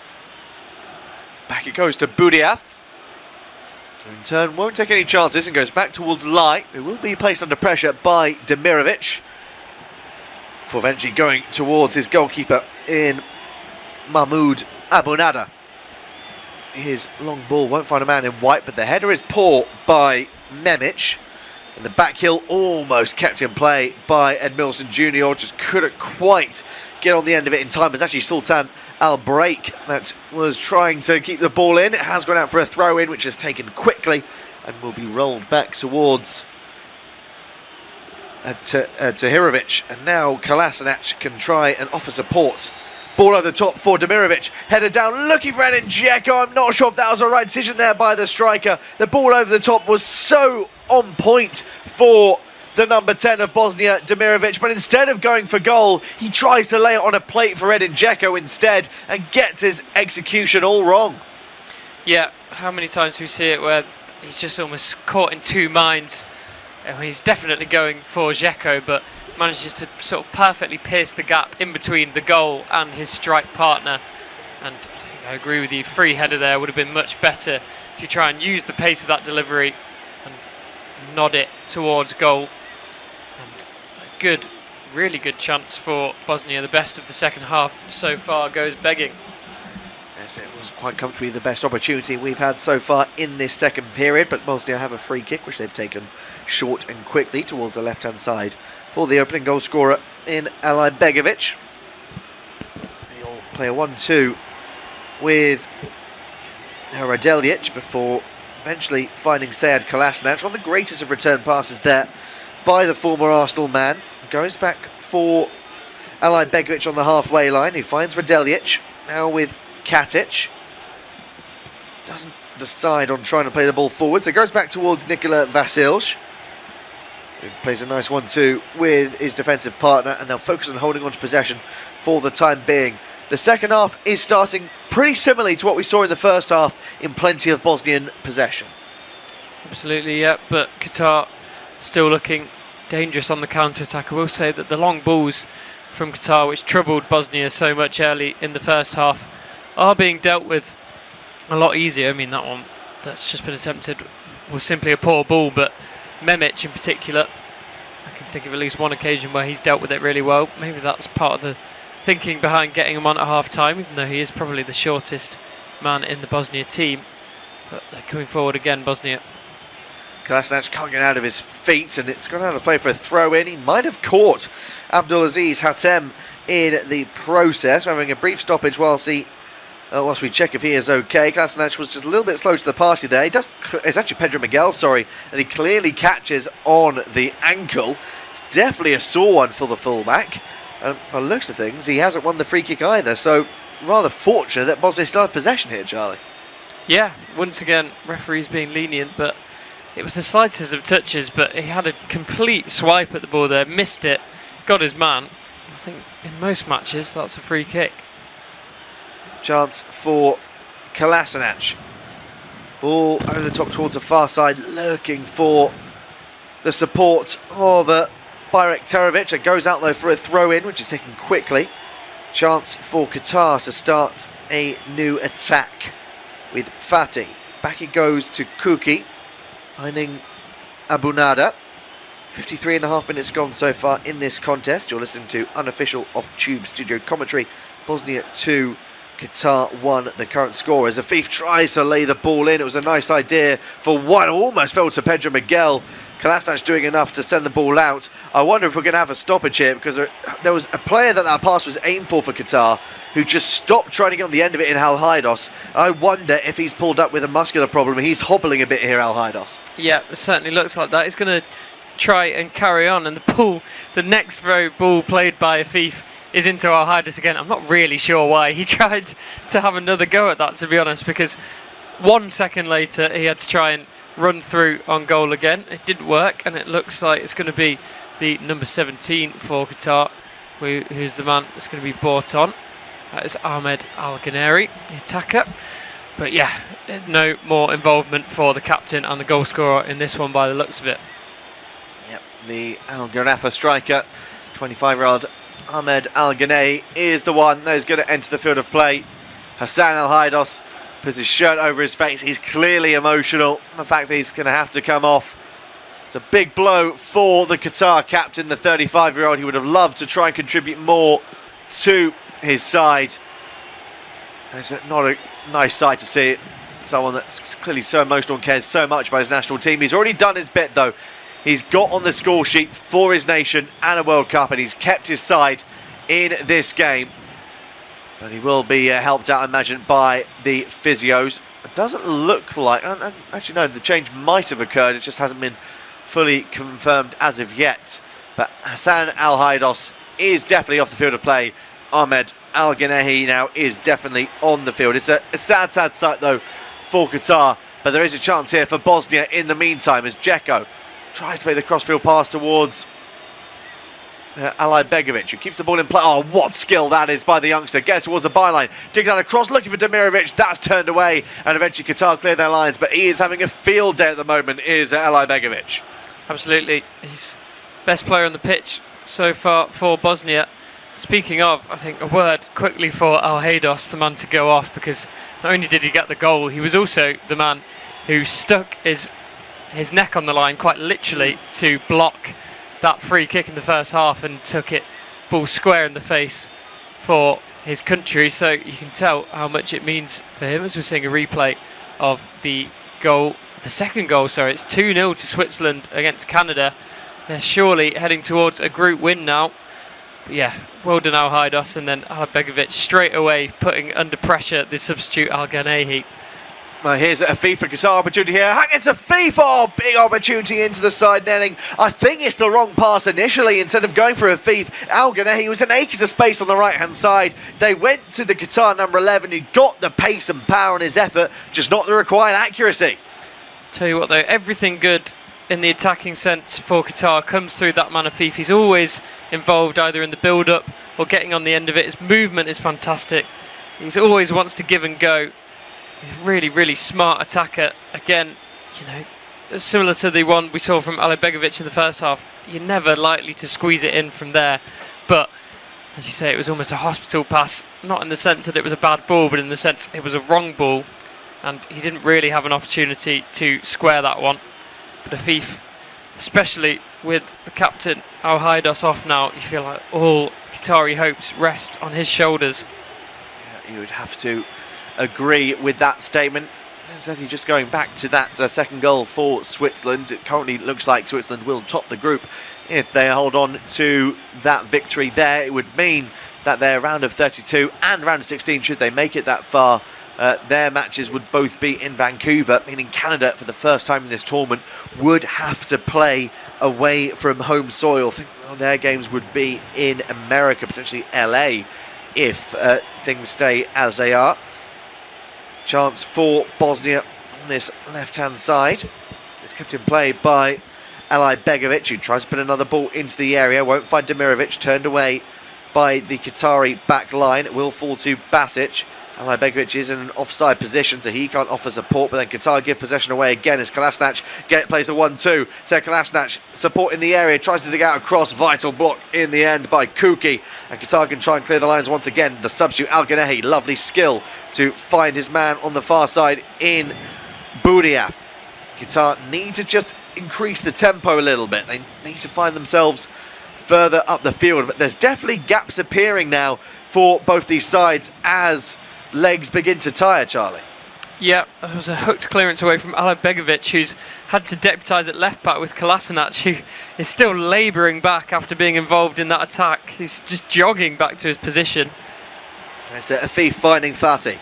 Opportunity here for Qatar on the edge of the area. Afif might fancy his chances. He will go for goal again, getting the power. Doesn't have the composure or the accuracy, and once again sends his effort blazing high and wide. Yeah, that was poor from Afif. He's usually got a calmer head on those shoulders than that. He had plenty of teammates to pick out, maybe roll it onto the left side of the edge of the box, but he saw his name in lights, tried to curl it in. That was never likely to trouble the goalkeeper, especially with the towering frame of Radajic in front of him. Akram Afif has had some experience in European football, one of the few Qataris that have. He's at least he was on the books at Villarreal for 4 seasons, never made a senior La Liga appearance for the club. Also spent time at Sporting Gijón and at UPenn before returning back to Al Sadd, initially on loan in 2018, for making that move permanent in 2020. I wonder if he would consider a move back to European football should anyone be interested in his services. The 29-year-old. He actually is only 2 days older than me. His birthday, 18th of November. How things could be different for me. As the ball is picked up for Qatar. A chance for him to come over on the left-hand side now with Kuki. He gets towards the byline, tries to get across, eludes one. The right place at the right time is Radeljic to launch that ball up and away from danger. Wonderful control by Budiaf to keep the attack going. Cross into the area, falls to Fatih. He goes down, he can't bring the ball into his stride. It was actually Hatem that tried to bring the ball down for the attack. He does go out for a goal kick, but they're just beginning to up the tempo now, are Qatar. Yeah, last 10 minutes has been all Qatar, really. Bosnia, this game's really ebbed and flowed nicely. Just when you think one team is finally going to grab a hold of proceedings, someone else manages to grab the game. And you still feel like Qatar could easily get an equaliser, maybe even go on to win it. If it was to be an equaliser, it would be nothing but a spoiler, really, for mean that probably neither team got through, but it's mutually assured destruction at the minute. As there's a heavy collision there between Vasilj and his own teammate in. Looks like that is Katic, Nikola Katic, the Schalke man that is down. Katic trying to duck out the way, caught the midriff of Vasilj, and well, the weight of his body falling on Katic will have also issued him a spot of bother. Completely innocuous, but Vasilj looks to be in real trouble. I think the referee is making sure the players don't go off for a hydration break. He's making sure they stay on the field, but looks like the goalkeeper Nikola Vasilj is in a real spot of bother here, Charlie. Yep, you can't accuse him of faking that one in order for the manager to get some words to his teammates. I think it was unfortunate, really, because had he not tried to duck Katic, it probably wouldn't have been as bad. I can understand why he did, but it just meant that it was kind of head into midriff rather than maybe just shoulder to shoulder. And substitutions being readied regardless for Bosnia, but it might have to be another one. Surely they don't want to take off their goalkeeper unless they absolutely have to, but he does look in some pain. Yes, it looks like a double change is being readied up for Bosnia. Ermin Marmic of Slovan Liberec is going to come on, but not before we have the other change first of all. It is actually going to be Nikola Katic, the man that was just involved in that collision. That is going to be brought off, and that is Denis Hadzikadunic, the Sampdoria defender, that is going to come on in his stead. I wonder if this change was already planned prior to that collision.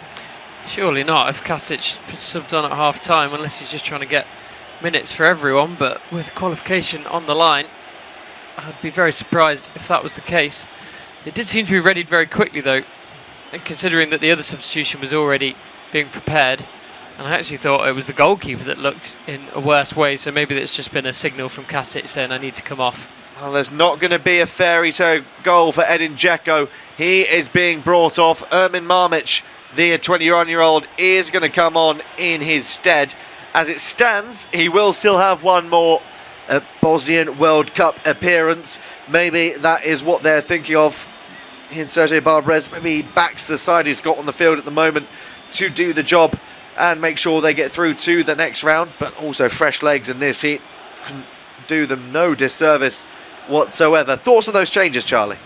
Yeah, I think it's a shame to see Dzeko go off. He's very angry. He's just smashed a water bottle down on the ground. I think he's more frustrated with his manager than with himself for missing that opportunity in the first half, but I mean, you can understand he came off at a very similar time in the game against Switzerland as well. I think maybe manager just saying, you can't do a full 90 minutes anymore and we need you for the rest of the tournament.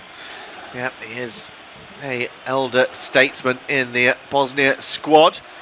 The 40-year-old, born in 1986, as there's a heavy tackle there by Sultan Al-Break, clattering straight through the substitute Ermin Marmic, who's won a free kick for his troubles. So a chance for Bosnia to whip something in from this set piece. I don't think Al-Break gets enough of the ball for me, but definitely gets a fair bit of Marmic. Yeah, I think no complaints about that one. Well, there shouldn't be anyway. Of course he is complaining, but that's common. That happens any time any decision is given. But it's another good opportunity for a cross from a free kick. There's been 2 or 3 of these in the game for Bosnia. They've not made them count so far, but substitute Marmic is one of the men standing over it. Ball into the area towards the far post. The knockdown almost fell kindly to a man in blue for the Dragons. That is turned away. And now it will be a foot race between Memic and Al Ganahi. But Memic was always going to be the favourite to win that. As the keeper launches that forward, almost falling kindly to Marmic. That's bowled out though by Abanada, and now Qatar come forward once again. Time beginning to be of the essence, I should say, for Qatar. They can either try and go for 2 and seal their spot in the next round, or just be party poopers and get the equalising goal, which would surely eliminate them both. The skill of Ed Milson isn't enough as he loses possession to Barek Tarevic. The cross into the area almost fell to a thief, but it will be brought back for Qatar as the clearance doesn't amount to anything from Bosnia. Hatem and Boudiaf combine. Eventually it's Lai that moves it over towards the left for Sultan Al Break. This is better football from Qatar. Afif will now try and drive into the area. He's got the pace. Surely that's come off of Bosnian last. No, says the referee. And he's immediately surrounded by a few Qatar players. And in fact, he's had a word in his ear from, I think, the VAR officials that it did take a deflection. It will actually be a corner kick. Yeah, I think obviously VAR, first of all, when it was brought in, it was for the clear and obvious errors. But I do think, it's a good bit of common sense that if you've got people up there with monitors who can quickly make a decision like that, obviously nothing that would halt play, but that can just quickly have a look at one replay or maybe even see live on the TV cameras that was the wrong decision, that they should be able to get in the ref's ear and say something. There's a man down in the area for Bosnia. There's going to be another corner kick, but I think it was Sead Kolasinac that was in a spot of bother, trying to be helped up to his feet by Boudiaf. We didn't really get to see a replay of exactly what it was that happened, but it looks like it was a friendly chat between Kolasinac and Boudiaf. Maybe he just accidentally had his ankle shot on. I mean, Kolasinac is not a player that will go down just for the sake of going down. We have a corner kick taken along the ground to the edge of the area by Afif. The cross into the box comfortably turned away by Demirovic. And it will be Al Ganahi that takes no chances and going straight back to his goalkeeper in Abu Nada, who in turn will launch this ball forward for the head-on by Kuki. Surely that's a push on Pedro Miguel, turned away by Kolasinac. Attacks it on here for Qatar. Needs to be a decent delivery into the area by Kuki. Looks up and he does try and find Hatem. It is dealt with by Hadzi Kadunovic in the centre of the park. But Qatar once again in the ascendancy, but they are thwarted by the hydration break. The momentum is stunted, and a chance then for Bosnia to get some vitally needed tactics and fluids. Yeah, they've not got their feet in this game at all in the second half. It's been all Qatar really, and Bosnia are in danger of letting a very good position slip. As you said to me at half time, it wasn't completely out of the running that Bosnia could leapfrog Canada, so they'd need a significant goal difference swing. They've looked far more likely to throw this one away so far in the second half. What would be the first opportunity for knockout football?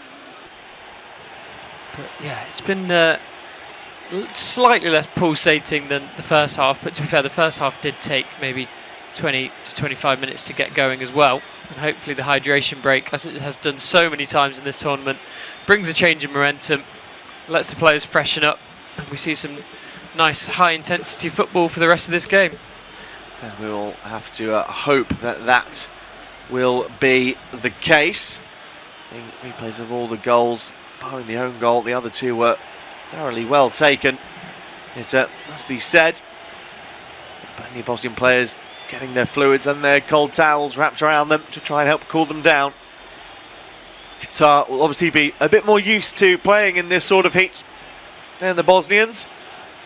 Of course, that doesn't mean they don't need the cold towels and water either. This is a massive, massive team talk, really, by Julian Lopetegui. This will shape the remainder of their tournament for Qatar. They need to score twice. Can you see them doing it, Charlie? I think most likely outcome in that regard, in terms of Qatar scoring, I think would be for them to get one goal and do nothing but rob Bosnia of the opportunity to play in the next round. I can't see 2 goals going in, surely. I think Afif, hopefully he's still got the legs for the remainder of this game, because it's still all coming through him from an attacking sense. I have to say his corners, though, have been woeful. Everything about his game, other than that, has been brilliant, but they've completely wasted the opportunity to get an equaliser from the growing number of set pieces that they've been getting in this half. I think perhaps Bosnia, they are a team set up to defend and maybe to hit on the counter. They've got some slightly pacier forwards on now, Marmic for Dzeko. So I think also very conceivable to see them get down the other end if they can hold off this Qatar pressure and maybe grab a third. Yes, we'll have to wait and see which way the momentum will swing, as we're now seeing a change being made for Qatar at the end of that hydration break. It is their record goal scorer, Almoez Ali, who has now entered the fray for Qatar. Yet to get confirmation of who it is he has come on for. I imagine it might be Ed Milson as the ball is put in. No, it's a Karim Boudiaf that has come off. So that is a very, very attacking change there by Julian Lopetegui, as that ball has gone out of play for a goal kick for Bosnia. But it means that we should be in for an enthralling end to this contest. We are past the halfway stage of this second half. It is Bosnia 2, Qatar 1, and taking us through to this thrilling conclusion will be Charlie O'Brien. Thanks, Will. Yeah, Almoez Ali's kind of slotted in on the right side of that front three so far. It'll be interesting to see who drops into more of an attacking midfield position. Last time I watched Qatar play in a commentary was against Ireland in a friendly. Almoez Ali got substituted on in partway through the second half and lasted maybe 5 or 10 minutes before genuinely literally punching one of the Ireland players and getting himself a red card. So I think anything more than that would be a bonus for Qatar, but really they need 2 goals from their record goal scorer if they want to stand a chance of getting through to the knockout stages. Canada have pulled a goal back against Switzerland. They will be desperate to try and wrestle back control of this group, win the group and get those 2 games in their native country. It's Promise David that's got that goal, lumped forward by Abanada, who for all his skills as a goalkeeper, and he's made a lot of saves in this tournament so far, he can't actually kick that far, and there's been a number of goal kicks where he's put his team in a little bit of pressure in this game. You've seen a replay of the Canada goal. It was kind of whipped into the back post and a smart finish, and the crowd looking very excited. But Bosnia coming forward in this game, that's a brilliant tackle there from Miguel, I believe. He ended up on the floor but stuck the boot out and got a crucial intervention there for his side. All the way back to Vasilj as a result. Some light pressure being applied from what is now looks like a front 2 of Afif and Almoez Ali. Press is beaten, and Alabegovic coming down the left hand side, apologies, but Bosnia just getting a little bit of a tangle, and all the way back to their centre backs, looking to work it down the right hand side now instead, with the substitute Memic back to his fellow substitute Herzegovina. Of course came on for a substitute in Katic. Not often that we see that. Surely can't have been planned. Ball lumped forward by Vasilj. Flick on comes from Barakterovic, but not in the direction of any teammates. And it's a very different profile of attack now for Bosnia. All of a sudden Demirovic, who was dwarfed by his strike partner Edin Dzeko, is now the big man in the partnership. And so far Mamic, who scored an absolutely fantastic goal in the last game against Switzerland. Obviously it was a little more than consolation, but he rifled it in on the volley to make it 3-1 before they conceded again. What can he do in this one? drops deep there and plays a nice looking ball out to the right hand side with Barikterovic. Cuts inside, looks to shoot, and then over the top from the youngster.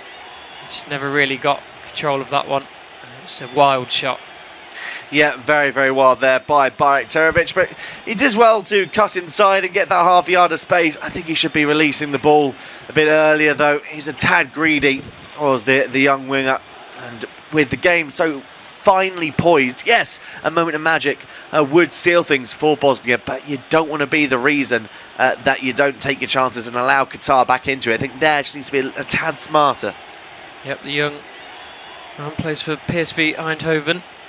31 touches in the game, not had as much to say as Alibegovic on the other side. Actually played for New England Revolution for the first few years of his career, so he has some experience playing football in America. Of course, we're out towards the west of the vast nation in Seattle today, where this game is being played.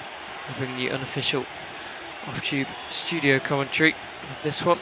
It's just ticked past the 76-minute mark, and as it stands, Bosnia will surely be going through into the knockout stages of the World Cup, but they're having to deal with some Qatari pressure, although they've dealt with it well there. And Kolasinac, with a brilliant run, managed to get it to Demirovic, tried to continue his run, but Demirovic couldn't return the favour. It was deflected away by Miguel. But Bosnia just happy to be getting up the pitch, I think. Yeah, they definitely are. That's where they need the ball to be kept currently, if they're either going to get the third or if they're just going to hold on to this slender advantage. They don't need to score many more. Currently as it stands, they would be in third on 4 points, which would surely be enough to send them through to the knockout stages. Of course, we won't know if it will be enough until all these games are done by Saturday and Sunday. But it's a wonderful position to currently be in. It's going to be very nervous for the remaining 13 minutes plus added on time here for Bosnia. Yeah, and of course, so much could change and will change in between this, which is the first of the final round of group games, and by the time that, of course, all 12 groups that we have in this expanded tournament are complete, as the yellow card comes out for the first time in the match. Referee's been pretty happy to let things slide so far in this game, but Fatih, the man to go in the book, the centre midfielder, for a foul on Alibegovic. Just cut inside, did the young winger, and he just had a little hack at his left foot. I'm not hugely certain how much contact there is there. If there is, there's a grazing touch. I think it's a little bit harsh from Jesus Valenzuela to award the yellow card to Ahmed Fatih there, but he will miss the next match should Qatar go through, but it's also going to be the end of his contest today, as he's been replaced, as has Ed Milson Jr. for a double change here from Qatar. Yeah, I imagine that was already planned and just unfortunate timing for Fatih, because that board came up as soon as that yellow card was brandished. Of course, you don't really want to have one of your centre midfielders on a card, so either way it's worked out for Qatar, but a shame for him that the theoretical next World Cup match he will miss, so he knows that even if his team do manage to get 2 goals, it may well be the end of his tournament.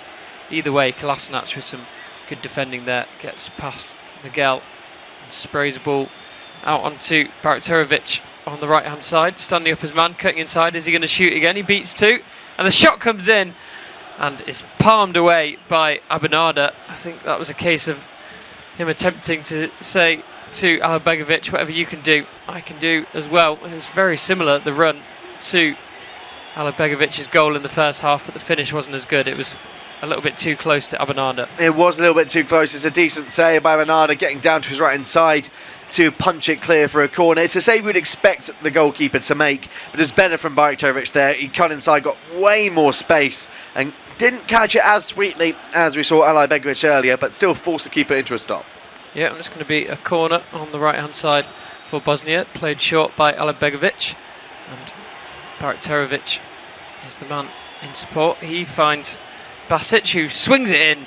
It was a low attempt at a curling shot. The ball's still bouncing around in the area. Qatar can't get it clear. It's going to fall, and it is in. And that was calamitous defending from Qatar. They gave Bosnia 2 or 3 bites of the cherry, and it's Mamic the substitute who manages to sneak in with the tap-in. Goalkeeper Abanada got a hand to it but couldn't stop it from going in for the second goal in these World Cup finals for Mamic.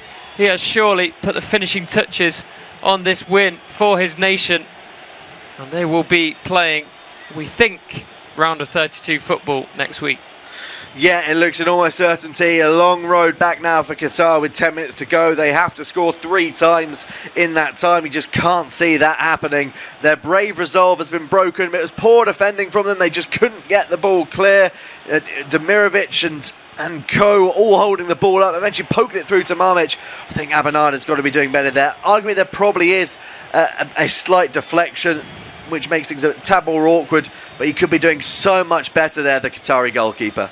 Yeah, calamity of errors really there for Qatar. If you think about it, well, one brilliant goal aside from Alibegovic, the rest of it for Bosnia has been almost completely the fault of Qatar, and they could be all square at 1-1 here if not for a couple of silly mistakes. Yeah, you're absolutely right. I mean, one is an unfortunate one in terms of the own goal. It's hard to say how much Sultan Al-Break could have done better in that instance, but this goal, this will really haunt the minds of many a Qatari fan and player, because they know they could have defended that so much better. Yeah, Mamic, so many young players in this team. It feels like he is just 21 years of age, plying his trade at domestic level for Slovan Liberec in the Czech Republic. 2 World Cup goals to his name, just the 4 touches so far in this match since coming on, and of course he has received a yellow card for taking his top off in celebration. Hasn't eluded the referee, so a yellow card apiece now, but he's the only man on the field to be booked. And Bernic has come on as well. That's the final substitution made for Bosnia and Herzegovina. Number 17, who applies his trade for... Oh, I can't see him on the bench actually, I've lost him, never mind. As Qatar get us back underway.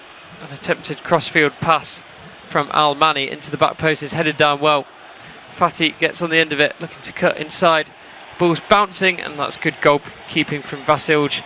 Man, he seems to have recovered from his nasty knock and managed to sprint forward and stop that one from becoming more dangerous for his side. Dennis Bernic plays for Karlsruhe SC in the Bundesliga, and he's just come on the left footer in the centre of the park, headed away by him. I think he's actually deputising at left back by the looks of it, as Kolasinac has come off.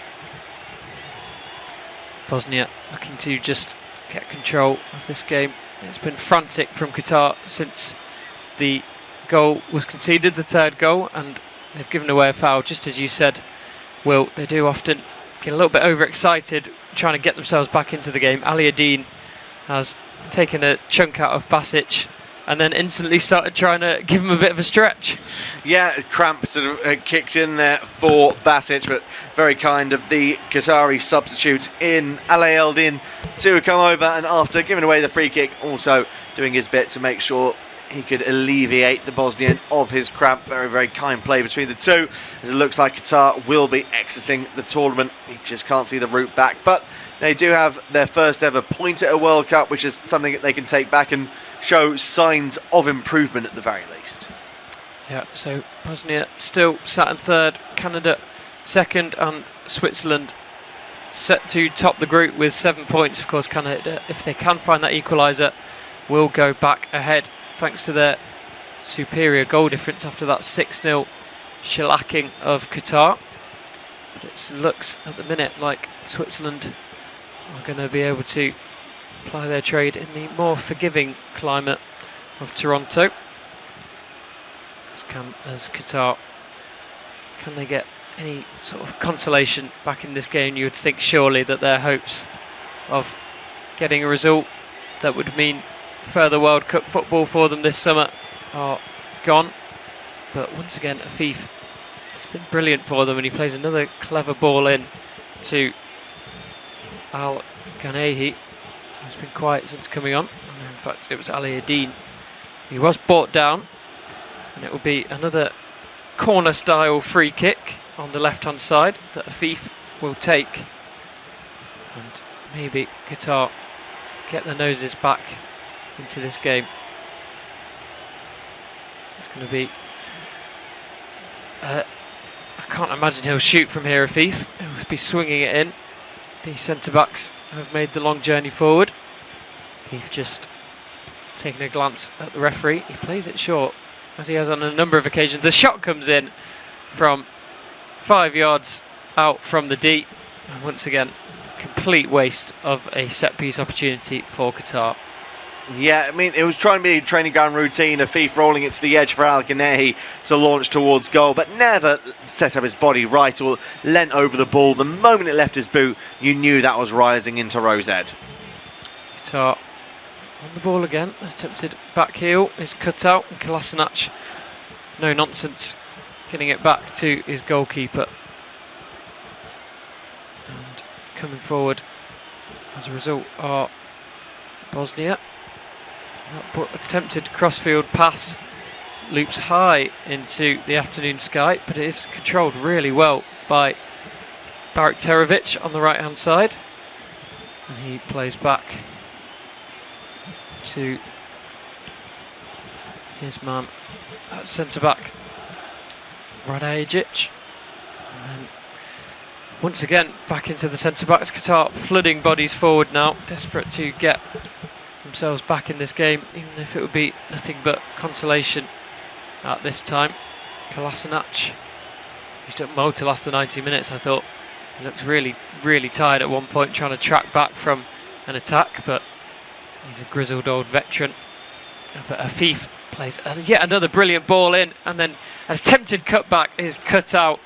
It was Ali, Almoez Ali, the Qatari top goal scorer, who was on the end of another perfectly weighted through ball from Afif, but tried to cut it across and just didn't get it quite right. It was intercepted. It was a really nice idea by Almoez Ali, just doesn't get the required execution because he knows he's going away from goal. He can't really go for the strike. If he gets that pass right, it's basically a simple tap-in for, I think it was Ali El-Din that was waiting in the middle of the park. But you've also got to give credit to Kolasinac. He was very aware of the danger early on. Yeah, showing all his experience there, but I don't know about you, Will, but I've been so impressed with Afif and his creative abilities more than anything in this game. Yeah, he's been a live wire. He's been difficult to handle. He's got a great turn of pace, quick feet. It's his end product that's let him down on occasion, particularly going for goal. When he's being the provider, his passes and crosses into the area, 9 times out of 10, have been dangerous. But whenever he's gone for goal, he's getting a rush of blood to his head and it's going comfortably wide or comfortably over. From the free kick, just booted forward almost for position by Bosnia, out for a Qatari throw-in on the right-hand side. Pedro Miguel will throw it back to his centre-back Kuki, who agricultural heave down to the left-hand side, and once again it's Afif dropping really deep to get hold of it. He spins his man and looks infield to Kuki. He's under pressure from Tahirovic in the centre of the park, so it goes back into defence. Miguel finding his centre midfield teammate, and Al-Break actually position sort of going out the window now for Qatar. There's just players everywhere looking to make something happen. That's a good defensive header away from another promising ball in from Afif. He's now taken up position on the left hand side. Another ball comes in from Miguel that time, headed away, roll out for a throw in about 40 yards from goal. Again Miguel given the ball and entrusted with a swing into the box. Instead looks sideways to Lay down the right hand side with Al-Break. Once again Afif firmly in a left wing position now, trying to stand up Barak Terovic, but goes back to Lay, and Bosnia just dropping deeper and deeper. They know they've only got stoppage time to come now to hold on to this lead, this 2-goal lead that they've crafted for themselves. Just waiting for confirmation of the amount of stoppage time we're going to get in this one. It's been only the 1 goal plus the hydration break, but Bosnia coming forward on the break now. There was a pass on the right hand side for Barak Terovic, but just couldn't quite get there quick enough to Hirovic. Still not seeing the 4th official coming forward with a board, but we have ticked over. He looks like he's busy in conversation with someone on the Qatar bench, but we have now got the confirmation. 6 minutes added time in this one, of which 40 seconds have elapsed. Afif, the everywhere man, he's pleading with his teammates to give him an option. In the end it's Al Ghanehi that he chooses, but quickly back to Pedro Miguel, who launches one downfield, just trying to maybe win a corner more than anything, with Al Break, the left back, flying forward for a duel. He looks like he's the latest to be suffering with a little bit of cramp. Tries to stretch himself out, but it is going to be a corner for Qatar. Afif is off corner duties, I think, maybe for the first time. I think that's also the other part of his game that's been lacking tonight, and an overall promising performance. But once again, it's a poor corner, far too deep. It is Afif at the back post who gets it under control, standing up his man, cutting back inside and out again. He's wrestled by his marker and is booted away out of danger. Bosnia only thinking defence now for the rest of this game. They know that their job's nearly done. Kolasinac using his experience there, a little push on Afif to unbalance him. And he gets the ball, and we see a bit of a roar from Kolasinac as well, who's now wearing the captain's armband, as he gets a block in as well. It's been a mighty performance from the veteran. He's been fantastic today, Kolasinac. Maybe not has done as much going forward as we know he can do, but defensively he's been quick, he's been alert, he's read the game incredibly well, and he's just got such a unique amount of strength for a fullback, which with wingers who are normally quite tricky but not are quite slight, they just get bullied time and time again. Kolasinac is so good at holding up the opposition wingers for that. Yeah, it looks on the basis of this game that maybe there's a bit of an understanding on that left flank with Alibegovic and Kolasinac. He says, Alibegovic, you do the attacking, I'll do the defending. There's not been too much overlap in the two. Alibegovic is a man, as we know from the goal in the first half, that can do it all on his own. And he's left the former Arsenal and Schalke man, now of Atalanta, to bully the attackers down the left flank for Bosnia. Once again, there's no Bosnian player within 10 yards of the centre circle as Qatar centre-backs pass the ball between themselves. Very little movement going off ahead of them. Pedro Miguel is going to shoot from range. Ooh. Well, I'll tell you what, it wasn't bad at all, actually. As soon as I saw him winding up, I just thought, why are you doing that? He was about 40 yards out, but it was a fantastic strike, just a little bit too central. The goalkeeper, he couldn't be entirely sure, Vasilj, and he has tipped it over for another Qatar corner. Yeah, he's caught that sweetly, as the corner kick doesn't end up with anything country gathered by Vasilj, but it was a cracking strike by Pedro Miguel. As you mentioned, not far enough in the corner, and Vasilj just wasn't comfortable enough to claim it as a catch, so he tips it away for a corner, which Qatar wasted yet again. It is confirmed that Switzerland, Canada, that game is finished. Switzerland have won 2-1. They have topped Group B, the first team to officially top a completed group, shall we say. There's other teams already that, thanks to the new head-to-head rather than goal difference rule, know that they will finish top of the group. But Switzerland have booked their place in the last 16 as it stands. They'll play Belgium, but still plenty of opportunity for that to change. And Bosnia, the team that we're watching now, due to be facing the United States of America, one of the co-hosts. Once again, that is dependent. What else happens in the rest of that best of the rest group, which Bosnia currently top, although of course they've played one game more than everybody else. Qatar Much more it's harmless possession just inside their own half. It's picked up by Hatem, substitute. Worked out onto the left-hand side where Afif is waiting. Passes it back to Lay.